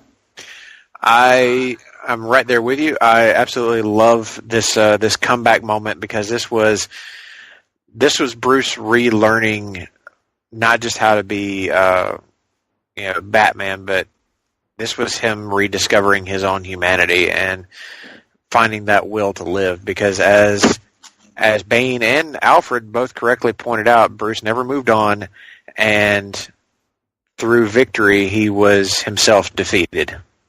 And he needed to be broken, both physically and emotionally, to build himself back up, to see if he still had the will to do it. And this has got to be his lowest point. He's alone, broken, and at the bottom of the world. He's been beaten and victimized. Yes, he has been left to rot in this hole. How else? How would anyone else respond to this? They would probably just roll over and die. This is a moment to show that this is a man whose will to pull himself out of absolute hell will overcome everything else. He will find a way back. And it takes him a while, of course, but when he does it, it is one of the most triumphant moments of this movie. Completely agree. And so let's move on and talk about some of the other performances here. Michael Caine as Alfred is so consistent throughout all these movies. And I'll go ahead and say now, the other two scenes that made me cry in this movie. Okay, the next one is going to be the scene after Bruce is believed to be dead at the end of the movie. And Alfred is at the gravesite of the Waynes. And that's the scene where he breaks down and he says, "I failed you," talking to the graves of Thomas and Martha Wayne. That one made me cry because, again, seeing Alfred completely break down and completely broken and rattled with guilt is an emotionally terrifying experience. And then I'll save the last moment for a little bit later. But Michael Caine as Alfred, any comments on him that aren't just trudging over old ground at this point, Nick? No, I mean, we've talked about, in various different podcasts and various different, forums that we love his performance so much in this movie. It's one of the rare instances where I think Dark Knight is the best movie in this trilogy and is the best made movie in this trilogy. But there are a couple of instances, the two biggest ones being Christian Bale and Michael Caine, where the best performances are actually given here in Dark Knight Rises, because Michael Caine, while he provides, a great conscience for Bruce and a great grounding of the film in the first two films, he really brings the emotional resonance to this one in a way that drives home what they're attempting to do with the story. The audience's journey with Bruce doesn't work without Michael Caine's performance in this movie, and he absolutely knocks it out of the park. 100% agreed. Russell? Yes to all. Because I think we've said it about Michael Caine. The guy is a linchpin of this series. He is something that if he weren't there, this just wouldn't work quite nearly as well as it does. And kind of right there with you, Greg. He's there to make you laugh for a while, but in this one, Alfred was here to make sure that some tears were flowing at some point. That was his job, and he performed it admirably. Yeah, and the duality of Alfred viewing himself as the surrogate father for Bruce and the pain of a father losing a son, and the even greater pain of feeling like it was his fault that he lost his son. It's just an agonizing experience to watch. Moving across the board, Joseph Gordon-Levitt, you talked about him earlier, Russell, that you're a big fan of his. Oh, yes. And he was outstanding in this as John Blake. And when we were talking about, Nick was just talking about how The Dark Knight is the best of the three movies. And I can acknowledge that, yes, The Dark Knight is the best of the three movies. But my favorite of the three movies, I go back and forth between this and Dark Knight. And the reason is my emotional attachment to the story that this movie tells. So, and part of that, and I'll kind of get into my other reasoning at the end of the show, which will be coming up soon, but as we're going a little long. But Dick Grayson, that emotional resonance there, and if it was a ho-hum performance, I probably wouldn't care that much. But he goes out and he plays, as you mentioned earlier, Russell, he portrays the attitude of Dick Grayson, combined with the detective skills of Tim Drake, the background of Jason Todd. And he does it in a way that is so convincing that I believe, and my heart pumps during the scene when Bruce escapes the pit, but my heart also pumps out of my chest in the closing shot of this film as you see John Blake ascend into the Batcave, and whether he's going to become Batman, whether he's going to become Nightwing, whatever he's going to become, you know that this is the future and that this is the legacy of the Bat. And that this is what this whole series has been building to, and it is breathtaking. And to me, it wouldn't work as well. It would still work probably, but it wouldn't work as well with a different, lesser performance in that role. I am right there with you. I guess, can we go ahead and just address that moment, that big moment when that's the third moment for me. Yes, when Bruce has, left all these things in his will to Alfred and to everyone else, but he left something special for John Blake. And when he goes to claim it, he's given notice that he has something left to him by Bruce Wayne, but in order to claim it, he has to use his real name, which is revealed to be Robin. And I mean, people can say whatever they want to about that, but I actually really loved that little bit, that little moment just really hit with me. And then, in order to get where he's going, he's given this just carry on, or this little gym bag or whatever, and it has like cave diving equipment in it, because the manor, Wayne Manor itself, has been turned into a new home for boys, because the old one was pretty much being shut down. So that's what Bruce Wayne did, was turned it into the Thomas and Martha Wayne home for, I guess, for orphans. Like, it's an orphanage now, which is a beautiful thing to wind up doing with Wayne Manor. And that moment when John Blake uses that equipment and the coordinates that he's given to find the back entrance of the cave, finds his way into it, and stands on that platform after he fires up the little light, the floodlight he's given, and the bats fly out and kind of surround him a little bit. But in that last moment, the closing shot of the film is him standing on the platform that will raise him up to the desk, like the main area of the Batcave. And then we fade to black. The movie is over.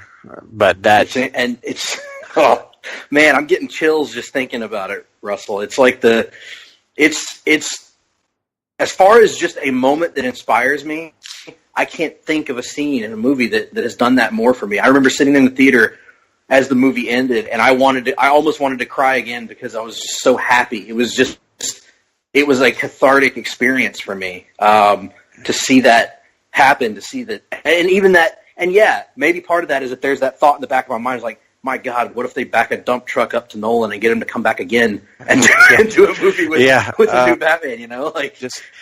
It would be everything that you and I have talked about actually like happening in the comics, something that has so rarely ever been a thing for any character. I mean, yes, we saw it happen with when Wally West became the Flash and was allowed to grow up and become that role. He was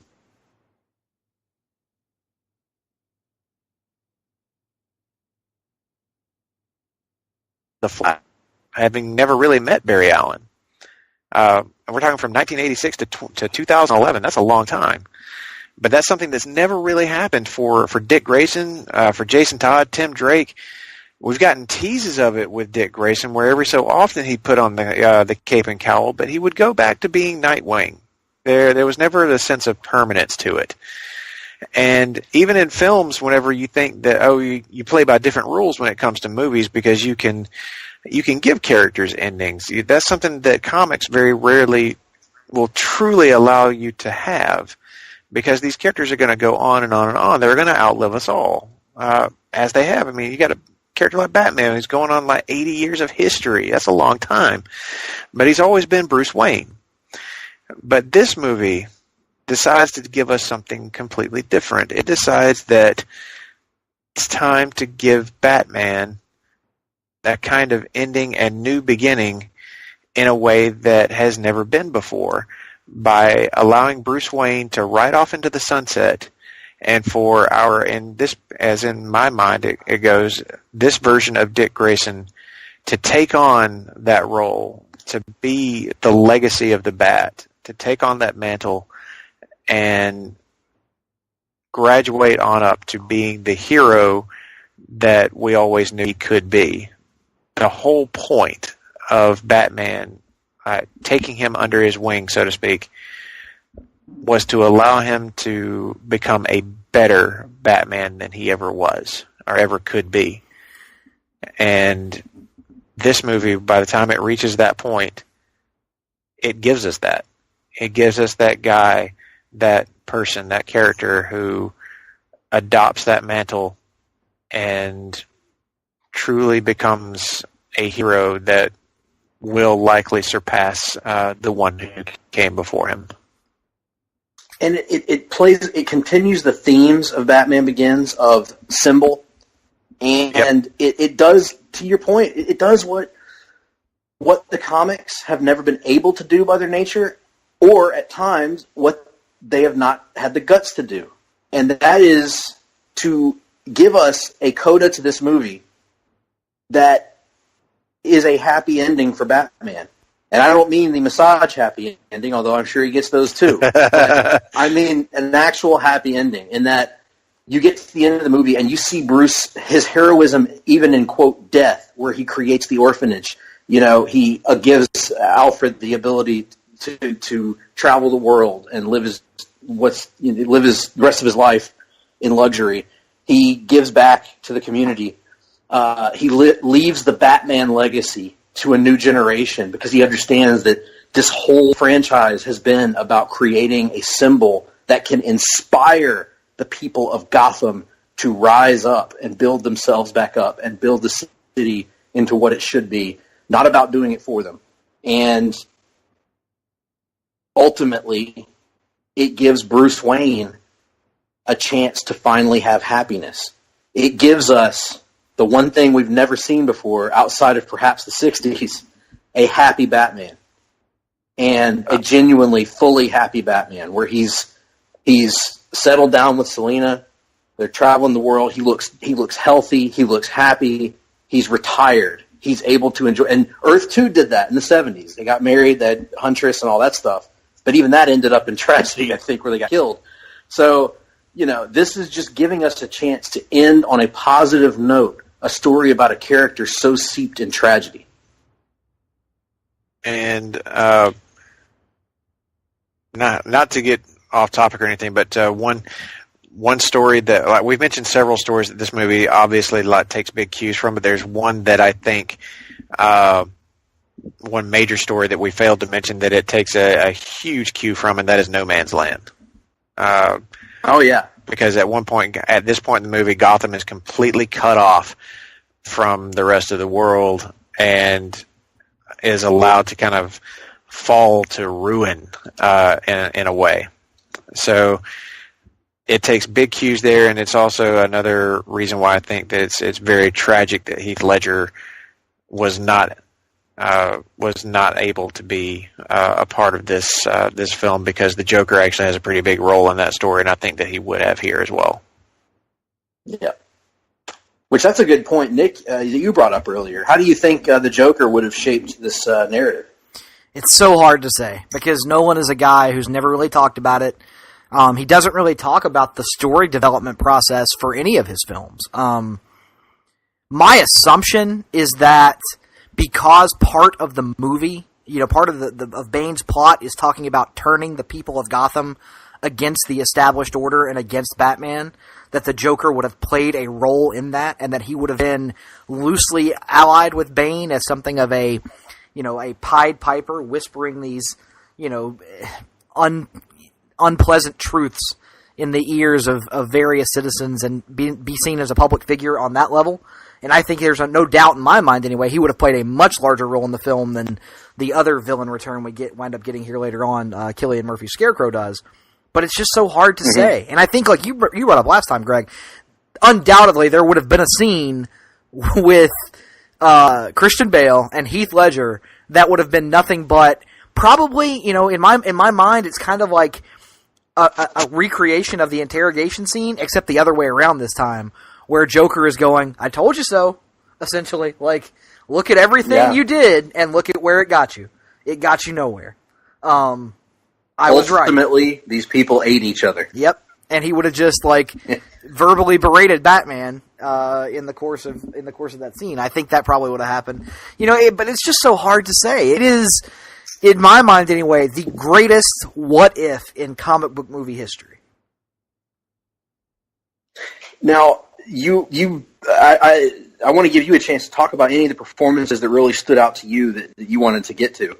Because, I'm running through lists in my mind, and I can't think of anyone that I haven't brought up yet that's a major, huge... I mean, I guess the police captain, he's really good. Yeah, he's fine. Yeah, he serves a role. It's a decent performance. You guys have covered it so well, but I'll throw love to one in particular that, even though you guys have talked about him, I mean, Gary Oldman in this movie cements the fact that he's not just the greatest Jim Gordon we've ever seen on screen, he might be the best Jim Gordon we've seen in general. Like, this interpretation of it, the way they use him in this story, and of course, that closing scene with he and Bruce is just so damn well done that it was one of the moments that made me well up in the theater. I remember. The John Blake rising up doesn't really elicit that, that wellspring of emotion, but the Michael Caine stuff and Jim Gordon, Bruce and Jim Gordon with the line about, putting a coat around a young boy's shoulders to let him know the world hadn't ended. That's what gets me, because that's a relationship I've always been a big mark for. So, Gary Oldman, I think there's a strong argument to be made here as well, that despite the fact that Dark Knight is the best of the movies, you could argue Gary Oldman gives his best performance in this film. Oh, it's incredible, the relationship between he and Bruce, the relationship between him and John Blake. He does an amazing job here, and I'm glad that you shouted him out. Well, let's kind of try to wrap a little bit of a bow on this, and talk about our just general overall impressions of this movie. I'll save my thoughts for just a minute later, and I'll go ahead and I'll let you, Nick, talk about what you think about The Dark Knight Rises.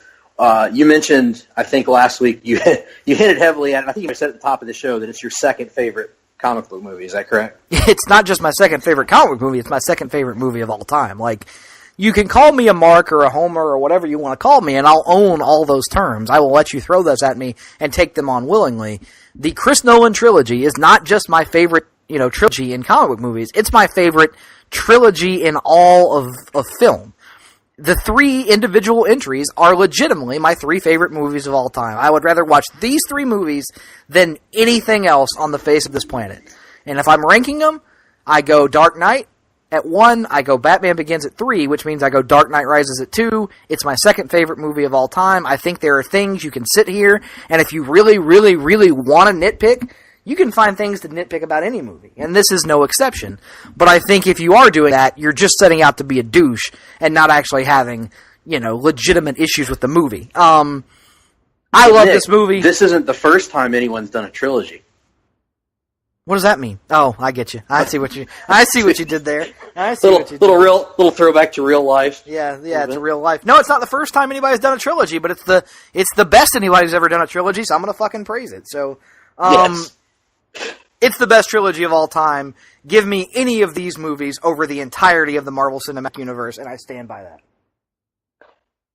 Strong words from a strong man, Captain Insano. And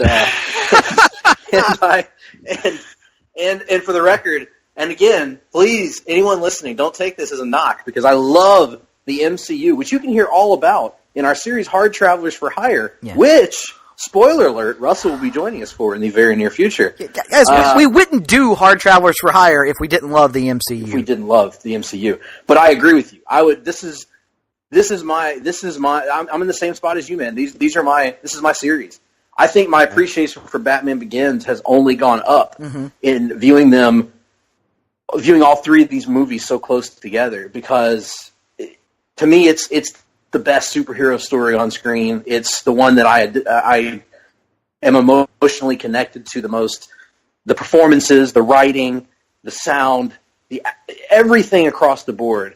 And yeah, this movie for me, I think I kind of mentioned it earlier, that it's a cathartic type movie for me, because the main things about this, I mentioned my emotional ties to the story that they're telling. Dick Grayson's my favorite character. Selena Kyle is my favorite female superhero. I'll go ahead and call her that in this context. But when you combine them together and you tell their stories and you get across the reasons that I love them, that's the other thing. It's not just the characters in name only.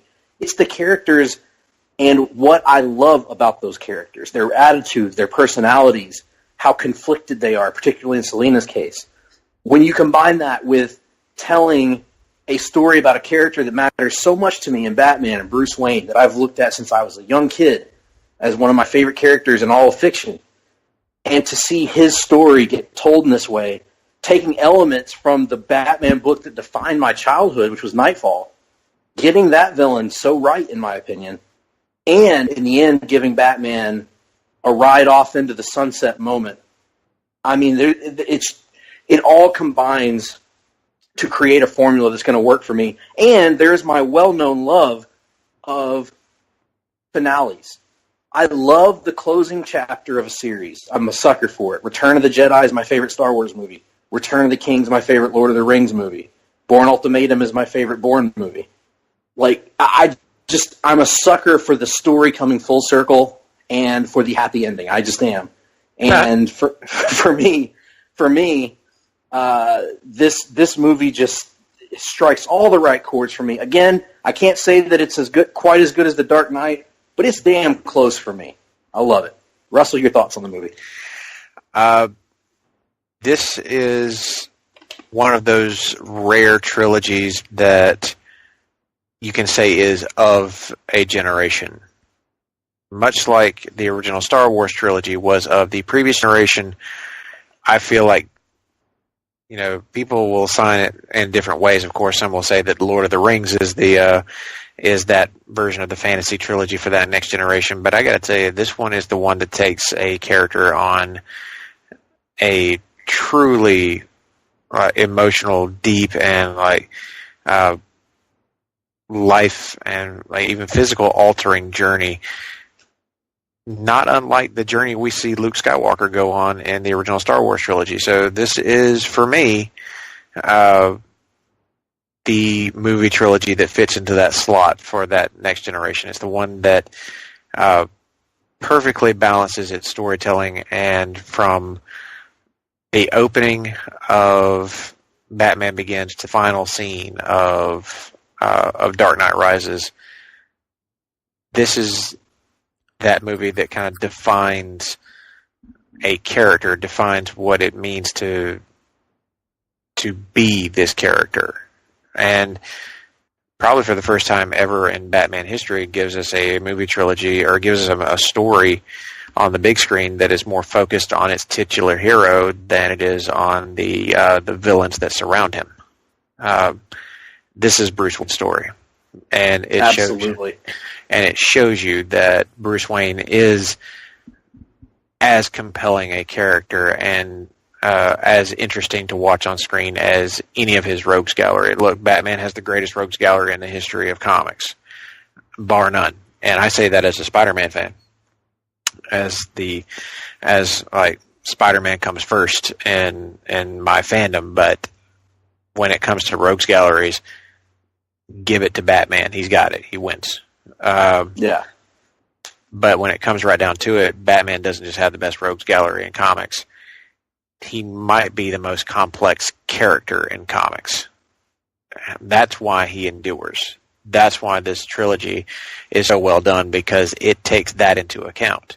It doesn't just say, all right, well, everybody knows who Batman is, so I'm just going to have someone stand here and play the role. I mean, all respect and everything to Michael Keaton, but that's kind of what he was doing.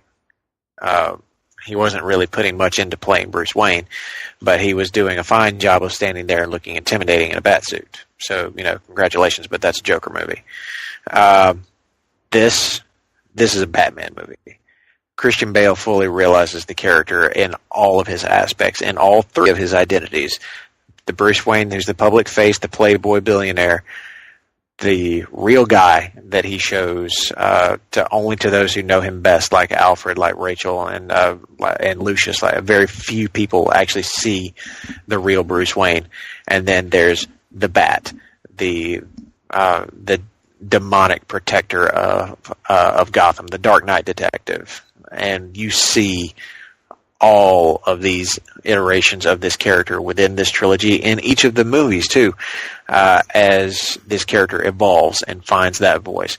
That is why this is the greatest superhero trilogy of all time, and it's going to be sometime, I think, before anyone is ever able to even come close to this. Absolutely. And I want to close.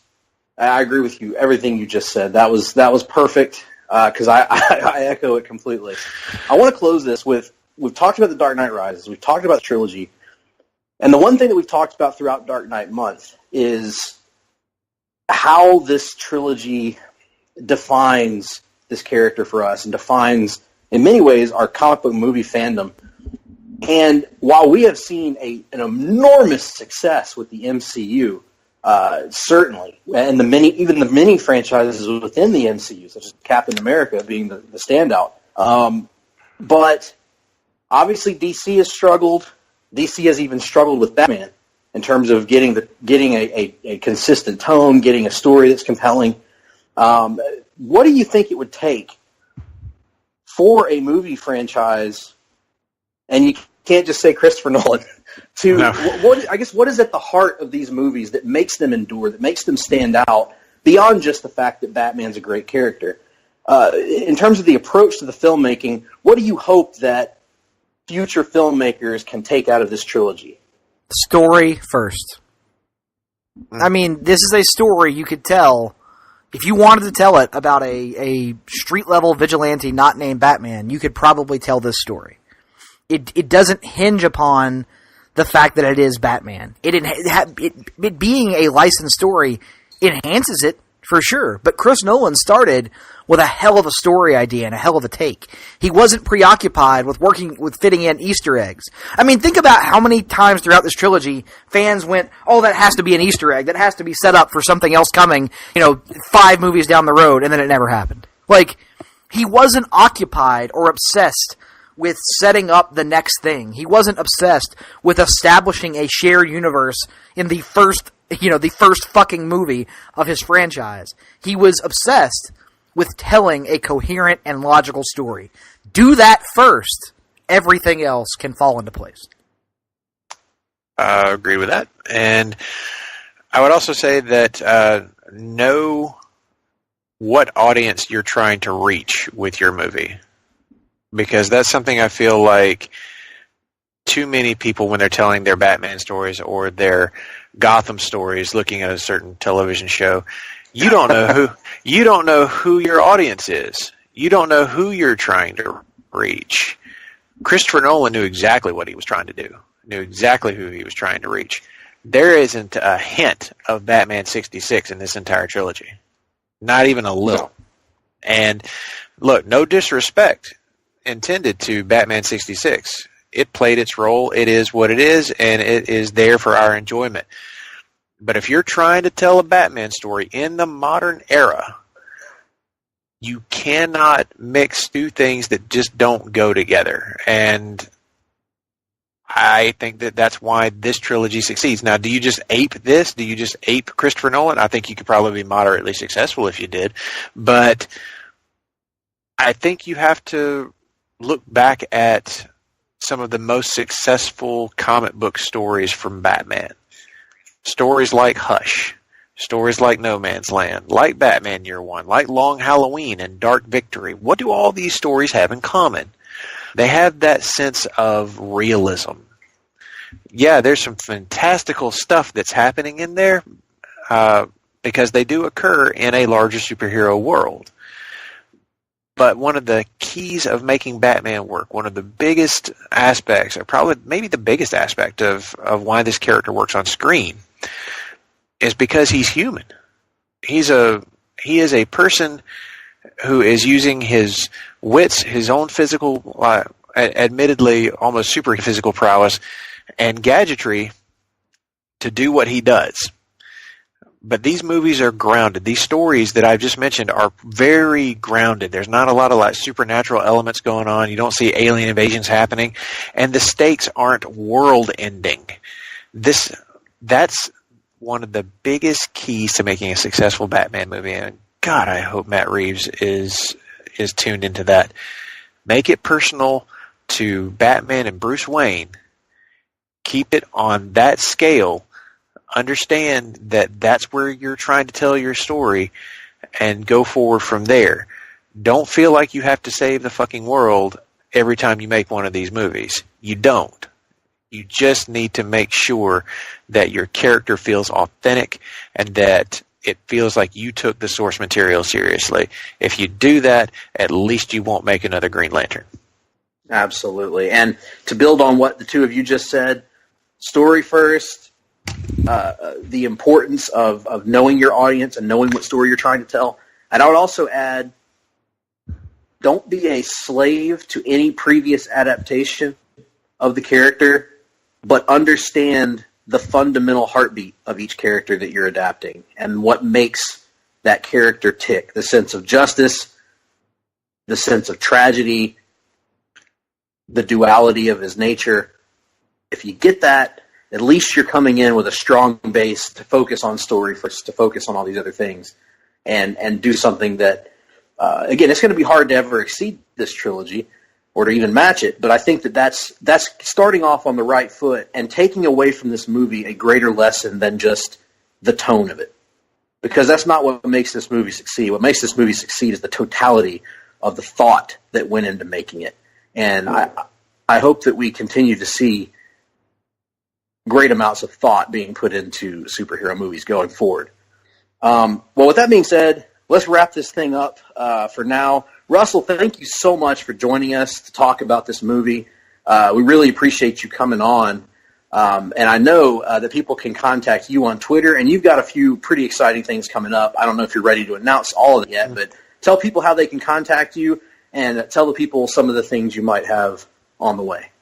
Well, you guys can always hit me up on the old Twitter machine at Russell_Sellers. I'm always on there saying a lot of dumb shit, usually about comics and comic book based movies, and getting into faux arguments with people who think they know better than me.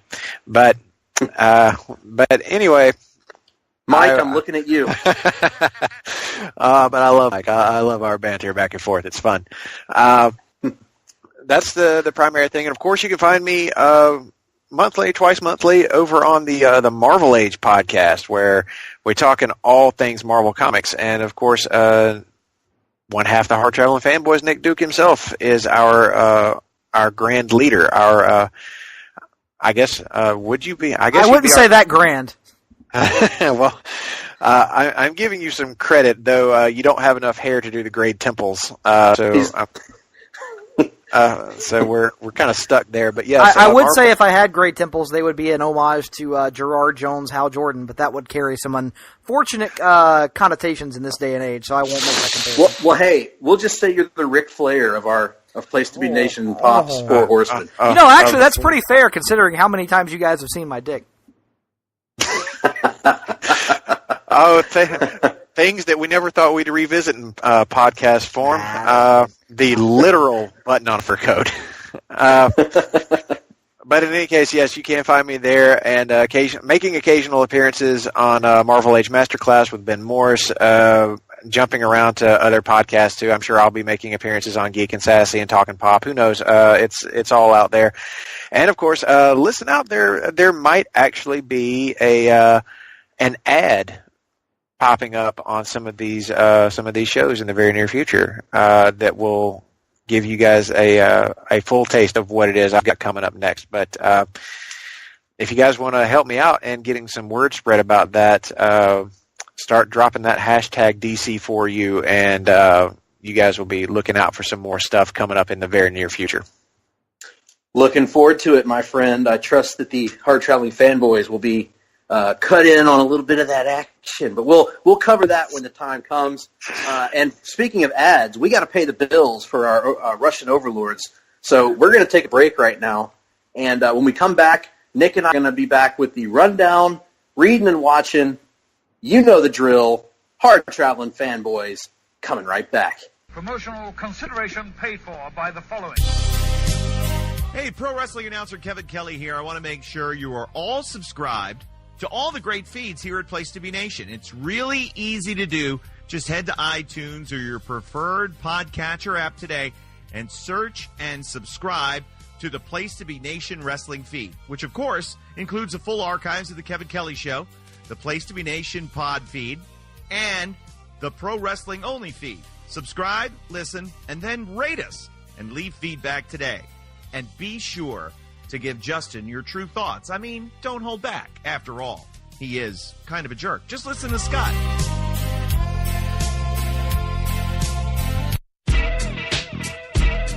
Place to Be Nation's JT Rosero and Chad Campbell here. We want to let you know that we have a ton of great podcasts available to you on iTunes, Stitcher, Google Play, and PlaceToBeNation.com. We offer them to you on two great feeds. On the Place to Be Nation wrestling feed, we bring you the Mothership, the Place to Be podcast, along with Main Event, Survey Says, the Monday Night Wars, and our monthly pay-per-view reaction show, as well as Jeff Learns Wrestling. In addition to these full-length shows, we also deliver special network podcasts and pod blasts on topics old and new. Over on the Pro Wrestling Only feed, we dive deep inside the wrestling business with a stacked army of experts leading the way. The feed features potpourri shows such as This Week in Wrestling, Greetings from Allentown, Match of the Week podcast, and the Military Industrial Suplex.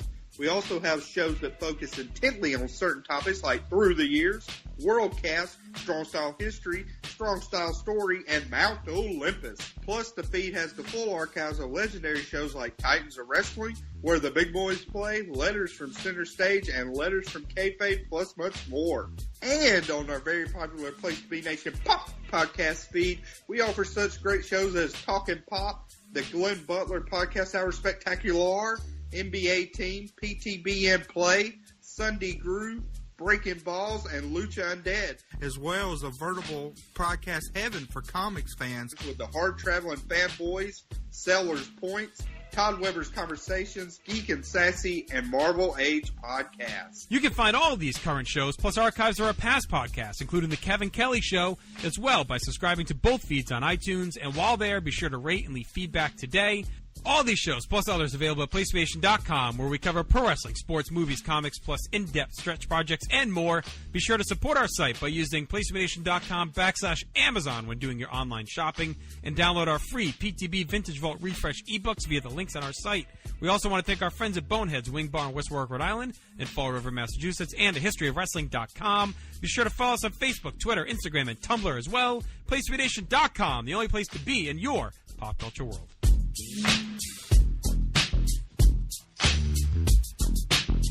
We are back, ladies and gentlemen. I have locked the Macho Man Randy Savage out of our studio this week. He will not be making any appearances.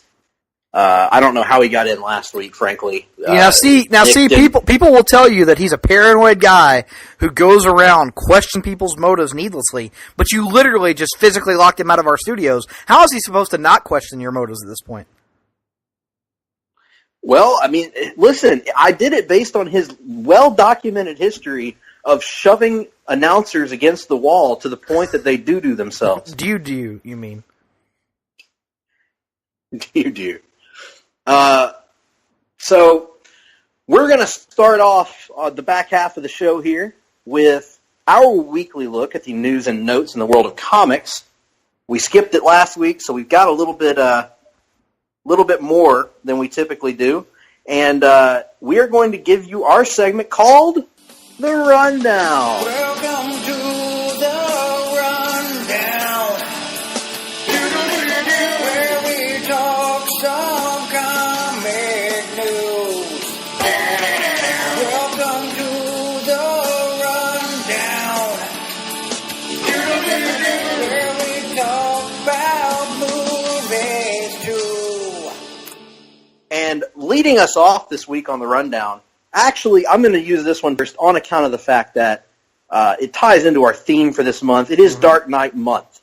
And as we record this, it is Dark Knight Day, the 10th anniversary to the day of the release of The Dark Knight in theaters. And accordingly, Warner Brothers is re-releasing The Dark Knight theatrically. However, they are only doing it in IMAX in 4 cities. And what are those 4 cities? Why, they are Los Angeles, San Francisco, New York, and Toronto, I believe. And Toronto's not that far from Vancouver, British Columbia, Canada. Actually, it's very far. It's very far, but across the country of Canada. Relatively speaking. True, but it's probably closer, I would assume, to Vancouver, British Columbia, Canada, where we are now, than it is to Southeast Alabama. That's true. That's true. So Nick and I will not be able to engage in this film, despite our amazing fandom. Now, see, I'm hoping that there will be a demand for it, and that it will expand somewhat, and that there might at least be, like an Atlanta or a dare I say it, Birmingham added or something like that. That would give us the opportunity, because if it happens, any within like a 4-hour driving distance, I am 100% doing it. Oh, me too. Yeah, and we can make a little road trip out of it. That would be a lot of fun, actually. But let's see. I hope they do it. Yep. But from there, let's transition from some good Batman news to some bad Batman news. Because you may remember recently, we were talking about the possibility that the Joaquin Phoenix Joker movie would just never happen. Well, as it turns out, it's happening. Official confirmation that this film is scheduled for a 2019 release 1 month before Wonder Woman 1984, the much-anticipated follow-up to Wonder Woman. Joaquin Phoenix has even started doing interviews about this film. Nick, your thoughts? In the immortal words of one Bad Luck Fale, fuck him! You gonna buy a Bad Luck Fale fuck 'em shirt? I totally want one. Although I understand it's not appropriate to wear in everyday parlance. Yes. Yeah, I think my skepticism toward this project is well documented at this point. It's not, honestly, it's not that I doubt that it could be a well-made movie. I really don't doubt that. Right. I doubt the need for it, and I doubt that it will be a well-made Joker movie. Like, it's you can be a good movie and not be a good adaptation of a character. You know what I mean? Like, right. I think Batman Returns falls into that category a little bit. Even though I love the movie, it's not particularly great as a Batman movie. Something we will touch on and discuss in the coming months, and, not to get off on too much of a tangent, I think Thor Ragnarok is a really good movie that isn't that great of a Thor movie. And I think that's going to be, it has a very real potential to wind up being the end result here. Now, that being said, there's a legitimate question to be asked. Is it worth it to at least get a good movie from DC, which we haven't had in a while? Probably. Yeah.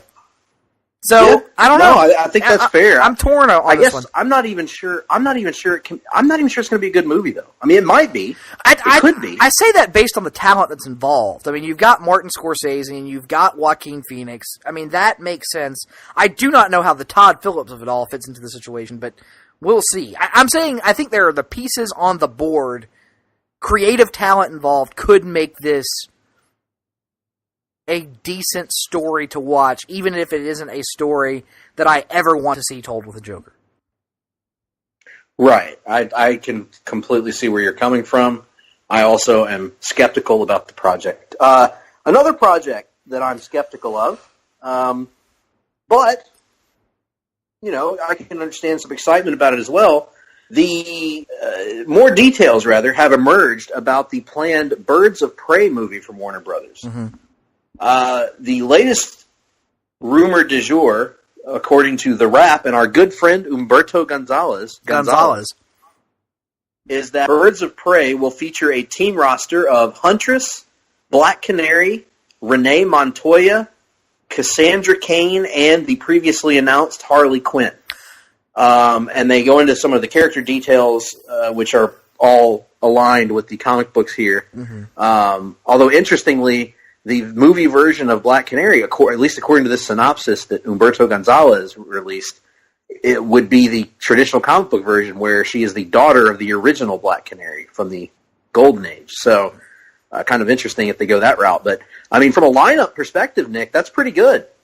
Yeah, I think the only one that sits weird with me is Cassandra Cain, just because I find it odd that, based on what we understand about this, it would introduce Cassandra Cain to the DC cinematic universe, or extended universe, whatever the fuck we're going to call it now, before it would introduce Barbara Gordon. And I think those two characters, their histories are so interlinked in terms of Barbara providing an inspiration to Cassandra to become more heroic.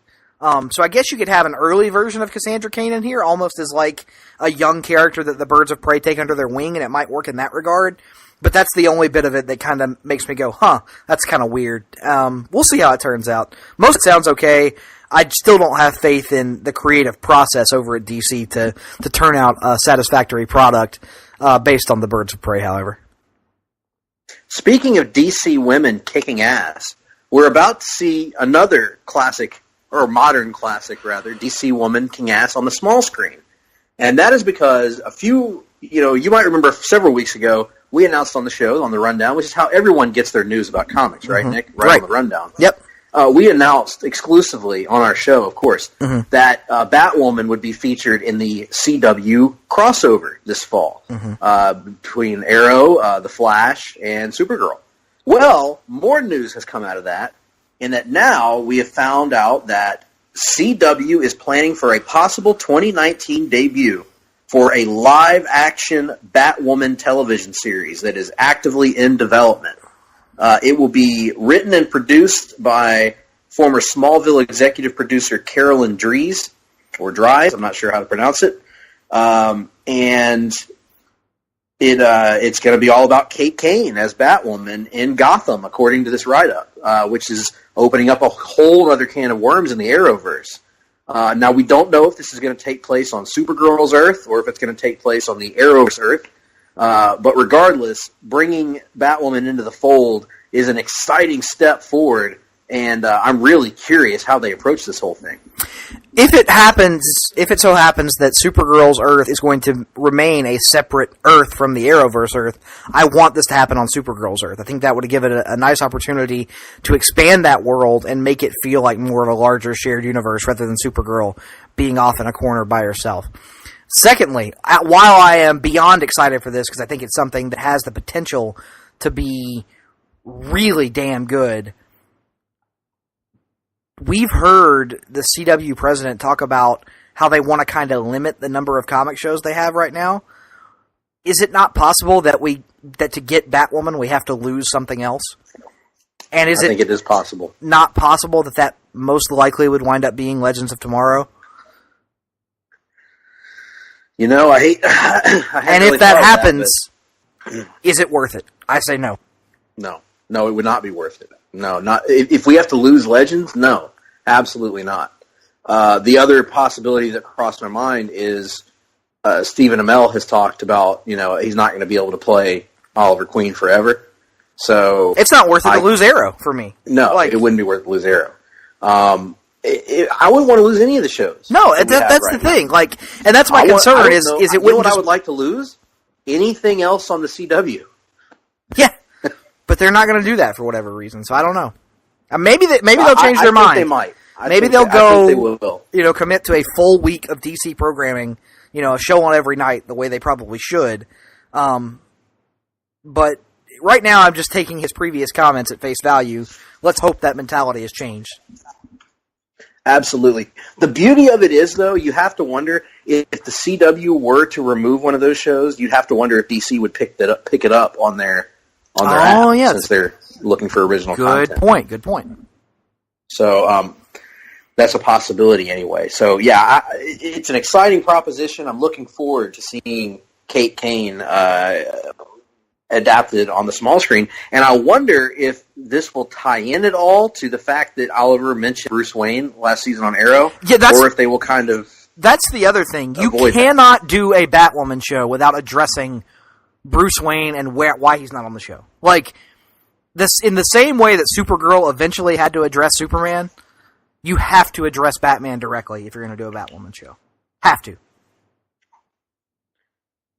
Well, speaking of universes within universes, Mark Miller's Miller World projects. He's signed a deal with Netflix long ago, and he's making comics for them now. And recently, just this week, in fact, Netflix optioned 5 projects for TV and film development from its recent acquisition of Mark Miller's creator-owned imprint, Miller World.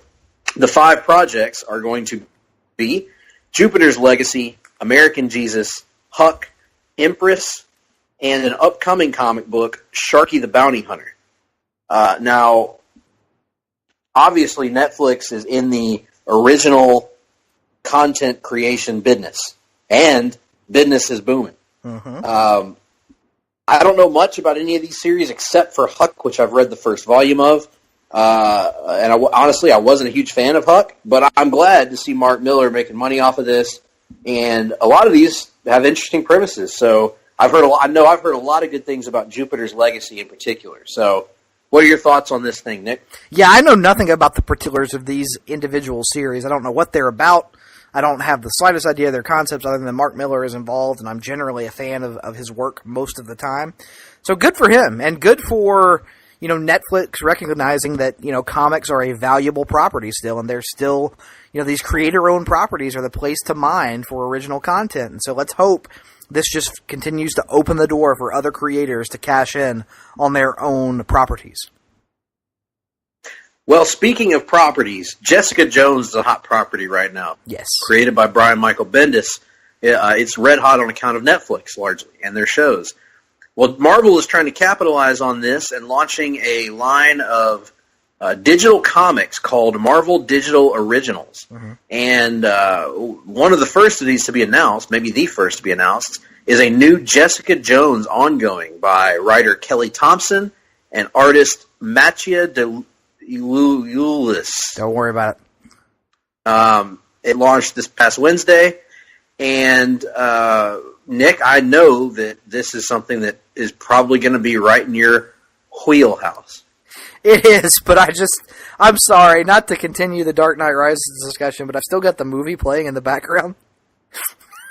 Greg, they only show him very briefly, but do you remember young Ra's al Ghul making an appearance in the movie? Vaguely. Yeah, they're doing I remember the flashback sequence where it shows the League coming back to the pit. You know who he looks like? A lot like, actually? Who's that? Marty Skrull. Oh my God, you're right. I've seen this movie so many times I don't even have to look at it to know what you're talking about. But yeah, he does look like the villain Marty Skrull. He really does.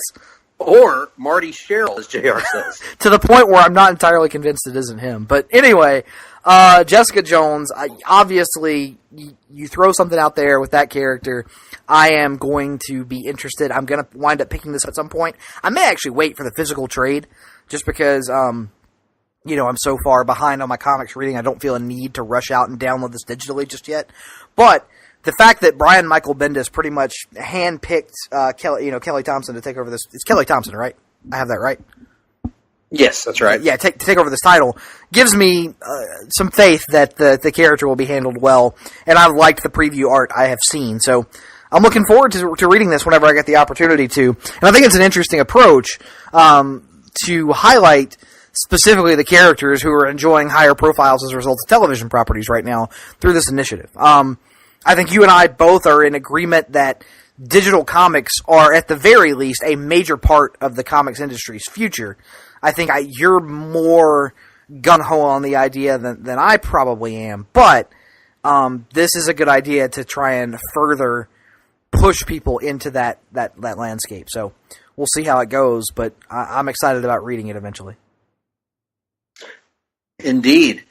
And I've just lost my screen here. Another thing that's happening from Marvel Comics is there's no other transition I can think of for that. They are working with their longtime collaborative partner, IDW, to create new comic books for a new generation of readers. Mm-hmm. IDW and Marvel are partnering for a new comic book line featuring Spider-Man, the Avengers, and Black Panther, starting this November. It says here, right on this thing that I'm reading on my screen here, that the two companies will develop middle-grade comic books designed for younger readers, featuring some of Marvel's most popular characters. The monthly issues and trade paperback collections, published by IDW, will be available for sale at local comic book shops and book retailers across the country. This sounds like an awesome idea, Nick. Monthly release, trade format, aimed at younger readers. I love it. The only thing about it that isn't already currently happening is the trade format, because all of the animated Marvel shows, whether it be Avengers Assemble or Spider-Man or Guardians of the Galaxy, they all have spin-off comic books that are in shops every month that are aimed at younger readers and done in the art style from the animated series. So I'm a little confused. But are they available in bookstores, though? I couldn't tell you that. I mean, I haven't looked at a bookstore selection in a while. So yeah, I guess there's the bookstore element and there's the trade paperback element, but I'm a little confused as to what Marvel's young reader strategy is at this point. Are you trying to appeal to them with your own line? Are you trying to appeal to them with IDW's line? What is going to be the distinction between the two? And I'm a little...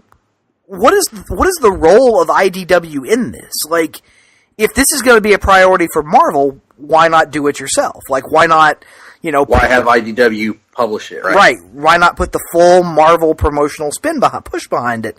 It almost feels like they are setting themselves up for an easy out to stop doing this down the line by saying, well, it was a partnership and it didn't work out, rather than going fully into it. I don't want to be too cynical about this.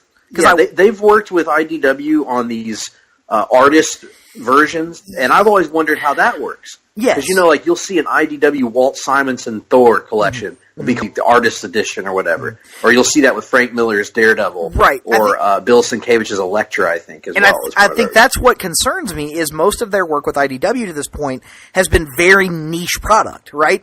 And this young readers initiative to work, you're going to want it to appeal to as wide a swath of young readers and as casual a readership as you possibly can. And by partnering with IDW, it makes me wonder if it's just a flawed setup from the get-go. Look, the idea behind it is great. Like, I'm like you, I want this to work. I think it's one of the things that that comic publishers have to do in the future, is more efforts to reach out to younger readers.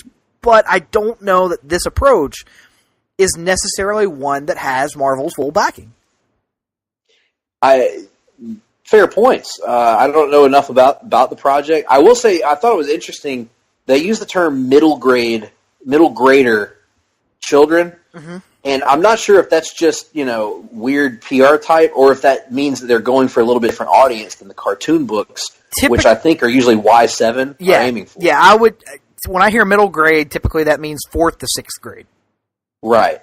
So maybe that's it. Maybe that is it. That's a good point. That bridge. Maybe their thought is that right now there isn't that bridge from the kids that are reading the very simple young kid comics to jump right into regular Marvel comics now, which are probably not. I haven't been a kid in a long time, sadly, but it might be a bit harsh to jump into a regular mainstream Marvel or DC comic right now without that bridge to lead you there. And it kind of leads to a greater discussion that we can't have tonight about, maybe that's something that's missing in comics, is the concept that maybe they should be for all ages to begin with, to a degree, maybe not all ages, but you know what I'm saying. There should be a comic for all ages. Like, you can have your adult theme comics and you can have your young focused comics, but there should be a wide swath of comics that both adults and children can enjoy interchangeably. I agree. And there, just as an anecdote, my boss was at my shoot job, was going through a list of Marvel subscriptions. He was asking me if they still did subscriptions, and I said I think so. And so he looked it up, and they did. And he was trying to find a comic that his kids could read. So he was like, I would love for them to get into comics. And so he was going through the list, and there wasn't a single comic on that list that Marvel gives out subscriptions that was for kids that was not rated teen or above. And his kids are both very young, like 5, 6 and under. So, that's an issue we can talk about another time. Just out of curiosity, were they offering their full publishing lineup for subscription, or just selected titles? No, just selected titles. It was a lot. It was more than I thought, because I told him it was probably going to be like 12 books or something. But it was more than that. Right. But it wasn't their entire publishing line. Right. At least from what it said on that website. So. Let's move on to another Marvel announcement. A lot of Marvel this week, because Marvel is bringing back one of my favorite lines of comics that Marvel's ever published, which is What If, or if you prefer, What If. Yep. Now, for those of you that don't know, that maybe weren't reading comics in the 80s and 90s, it's exactly what it sounds like. Yes, it's taking a spin traditionally on classic comic book stories and saying, what if something else happened instead of that? So, for instance, one that I had when I was a kid was, what if the Hulk had killed Wolverine? And there was in their classic encounter, there was another. It's just a lot of fun, and I don't know what they've got planned for this new run, but it seems like there's a lot you can do and pull from the last decade of Marvel to run what if scenarios, like what if Dark Reign had been good. It's like there's different things you can go, different directions you can go in. What if Iron Man had died at the end of Civil War? There's all kinds of cool things you can do with it. So I'm excited about this, Nick. What do you think? Yeah, it's exciting. These are perfect examples of something I will just read on Marvel Unlimited, because they're one shots. I'm not committing myself to an entire series, and they don't affect continuity, so I have no issue waiting 6 months down the road. Can't wait for these to hit MU. Cool concept. They should probably never not be doing these. Like, I would rather see these than annuals, honestly. Like, why not have these be the answer to DC's Hanna-Barbera and Looney Tunes crossovers they've done recently? Mm-hmm. Just do these. Do like, 2 or 3 of these every month. Solicit crazy ideas from relatively new writers and artists, and just use it as an idea, as a place to experiment and do whatever the hell you want. Just have fun with your characters. I'm all for it. Absolutely. Real quick, before we move on to our last story, I do want to mention, because we are committed to any time that our passions cross over, mentioning it, Rey Mysterio is getting his own one-shot comic where he explores the history of the Rey Mysterio mask, dating back to his uncle, and beyond, perhaps, in this comic. So good for Rey. Hope it does well. And from there, we move on to a little story that I wanted to talk about, because we are getting a crossover that I think everyone's always wanted. A crossover that when we're at the airport every week, people are coming up to me and they're saying, when are you guys going to petition DC to do this crossover? And finally, after a write-in campaign by myself, DC is giving us a Shakespeare Batman 66 crossover. That's right, folks. They're crossing over in a book called No Holds Barred, with Bard spelled B-A-R-D, of course, because Shakespeare was indeed the Bard, you see. Mm-hmm. And not only does it have the appeal of the amazing pun of No Holds Barred, it also shares the title of the greatest wrestling movie of all time. Not just the greatest wrestling movie of all time, but one of the greatest movies in general of all time. So, yeah, I know you're really excited about this. We'll see how it turns out, I guess. Indeed so. And that, ladies and gentlemen, brings an end to the rundown. Now, that can only mean that it's time for a segment where Nick and I find out what each other have been viewing and consuming with our eyes otherwise. It's a segment we call Reading and Watching. Reading and watching. What have you been reading and watching? So, Nick, what you been reading and watching? Not watching much of anything, because all our stories are off right now. So, did do a little bit of reading. Finally, my massive stack of comics in there in the throne room, so that I could, use that time wisely. And so I actually read 5 issues of Hal Jordan and the Green Lantern Corps. I read 44 through 48, the first 5 parts of the Dark Star Rising story that is going to culminate. It's going to wrap up Robert Venditti's entire run on this title to this point. And I have to say, got to see how they stick the landing. But to this point, I don't say too much because I think this is actually one of the rare titles I'm reading that you might actually catch up on, and I don't want to spoil anything for you. I think it's the best Green Lantern story that's been told since Jeff Johns left. I think it's that good. Wow. It's that compelling. It takes a character in Tomar 2, puts a new spin on him, redefines him, and makes him what could wind up being one of the most compelling Green Lantern villains of them all if they don't walk it back, and I really, really, really hope they don't. I've loved everything about this story thus far. Man, you've really set a high bar for that. I'm looking forward to that. And that is one that I have every issue of to this point, as far as I know. And I do plan on catching up. Now that my pull list has been stricken down for the most part, I'll have time, theoretically, to start making my way through my backlog. And that's one of the first books that I want to catch up on, because I'm going to carry that through to fruition. But man, that's really high praise, and I'm interested to find out how they've managed to take a Tomar 2 in such a direction. Mm-hmm. Mm-hmm. Very good. Anything else? No, that was it. Okay, well, I haven't been reading anything this past week, except lots of boring documents at work. Oh, wait, one thing. I did watch something. Oh, what'd you watch? I watched the first episode of Season 2 of Jessica Jones. And I freaking loved it, predictably. I don't think there's any way that this will ever surpass season 1 in the end for me, because I think season 1 of Jessica Jones, I've said this many times, I think it's not just the best Marvel Netflix thing that Marvel has done. I think it's one of the best adaptations of any sort that Marvel has done, whether that be movie or television or what have you. But one episode in, I'm hooked. It's a slower paced story. They are definitely, stretching the taffy, but the characters are so damned interesting, and you care about them to a degree that you don't mind on this first episode. It maintains the storytelling sensibilities. It has a certain quirkiness about it that the first season had in terms of Jessica and her interaction with these people. I'm hooked, and I can't wait to see more. Did you just use the term stretching the taffy? Mm-hmm. I don't think I've ever heard that utilized. Mm-hmm. And I appreciate it, Nick. I appreciate any time someone can take what appears to be an early 20th century colloquialism and bring it back on our show. I do what I can. I'm a big fan. I do what I can. Big fan. I also have been watching something.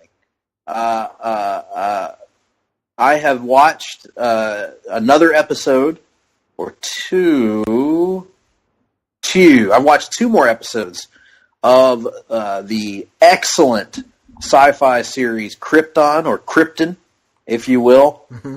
And I got to say, Nick, the more I watch this show, the more I start to think that if it had been included in the CW, that it might have been my favorite of this season. Because I got to say, man, it is blowing me away right now.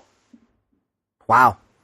I have every intention of catching up at some point, so don't get too heavy into the spoilers. No, I'm not going to spoil a damn thing. Right. Too many twists and turns along the way. I will say it goes in a lot of surprising directions, and things are not what they appear to be pretty much from Jump Street on this. So where is it?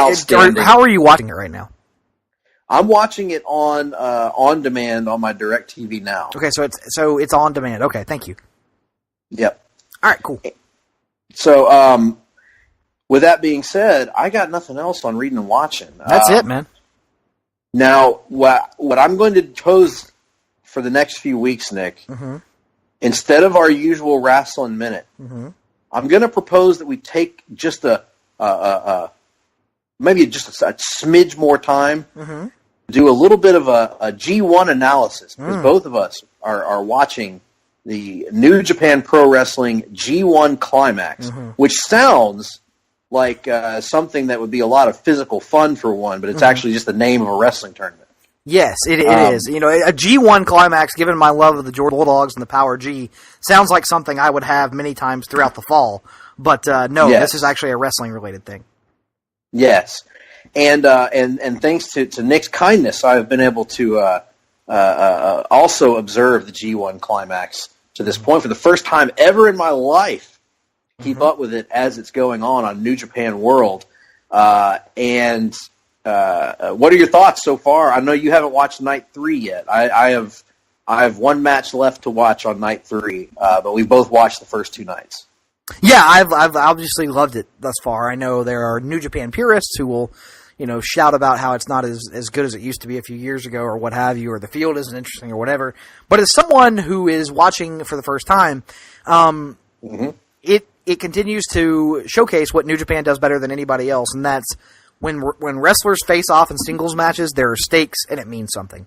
Outcomes matter in New Japan, unlike they do anywhere else on the face of the planet. And no greater example of that than the G1. Every match has felt like it has big stakes, and I have enjoyed virtually every match, at least to a certain degree that I've seen thus far. Every singles match anyway. And I thought that both Kenny Omega and Tetsuya Naito, as well as Kota Ibushi and Zack Sabre Jr., had all-time classic performances on Night 2 of the G1, and I can't wait to see more of that B block. A block has been good, but there's no doubt that B block is going to be the showcase block of the tournament. Absolutely. Both those matches were outstanding. Omega and Naito was an instant classic. But I also want to give a shout-out to Hiroki Goto and Sonata, mm-hmm. who had a match that I wasn't really anticipating at all. I like Sonata, and I like Goto okay, but I'm not really a huge fan of either of theirs. And they really went out and tore the house down and set the tone for what Ibushi and Sabre would do. And then, of course, Naito and Omega. Really fan of that match between those two. I really enjoyed Suzuki and Tanahashi on the first night. Really enjoyed a match that I just watched a minute ago, actually, Kazuchika Okada versus Bad Luck Fale. Very simple match, very simple story, but they told it very well. And I'm continuing to enjoy, Nick, I think what surprised both of us is the integration of storylines and angles into these matches so far, both with the Bullet Club split and with the Chaos split with Switchblade Jay White. And also the continued story of Kazuchika Okada's loss of confidence in the wake of his Dominion loss to Kenny Omega. Yes. How he's almost wrestling in a totally new manner where he's more free spirited, but it's not paying off for him. Right. And he's just spiraling downward. So that's been great. The only other thing I have to add on wrestling this week is that, Nick, I've never had an earring put in before and probably never will. But if I do, I would ask that you please do not stick your finger in it and drag me around. Yes, and I would say that if I did, Greg, it wouldn't be that cool if I did it, and it probably wouldn't be that painful, and it would probably be a lame way to beat somebody down. Absolutely. And if you didn't explain exactly why you were doing it at the time you were doing it, it would render the entire thing moot. So absolutely. Well, I'm glad we're in agreement on that. So that being said, folks, you can find us on Twitter. I am at gphillips8652. He is at nickduke87. Indeed. You can shoot us an email, gregp@placetobenation.com, nickd@placetobenation.com, or you can join the Place to Be Nation Comics Facebook page. We have a lot of activity there. Everyone is welcome. We're a community. We love talking comics, trading viewpoints, having conversations, having fun, most importantly. That's a good way for any of you to communicate with us. And Dark Knight Month is not over, by the way, for the Hard-Traveling Fanboys. We have one more episode. Next week, we are going to be counting down our favorite scenes in the Dark Knight trilogy, our 5 favorite scenes in the trilogy. Going to be a tough one, folks, as you can tell. We love these movies. We really do. As I said last week, it's going to be really tempting to have nothing but scenes from The Dark Knight, but I think I know. God, I just don't know. It's going to be interesting. I can't wait to see how it turns out and how much similarity there is between the lists. Yes, and then after we get through that and Dark Knight Month comes to an end, we'll be right back to our normal schedule, where we'll be hitting up Hard Travelers for Hire with a look at Spider-Man Homecoming, which is, I think, going to be a little bit interesting. I'll just say I'm going to end up being very outnumbered on that podcast, and so that'll happen. And then you have.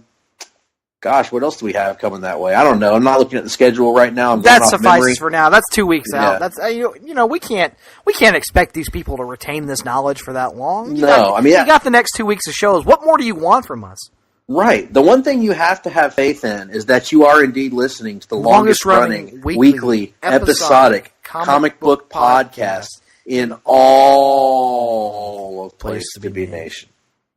And with the Big E hip swivel. We said that, by the way. Absolutely, always the Big E hip swivel, and we are nothing if not consistent. It's not like we'd ever miss a release of our podcast. Never. That's not us. We like the release. We like the G1 climax of it all. So hope you come back next week and join us as we G1 climax all about the Dark Knight trilogy to conclude Dark Knight Month. So long, folks. Hard-Traveling Fanboys, Hard-Traveling Fanboys, Hard-Traveling Fanboys, Hard-Traveling Fanboys, Hard-Traveling Fanboys, Hard-Traveling Fanboys, Hard-Traveling Fanboys,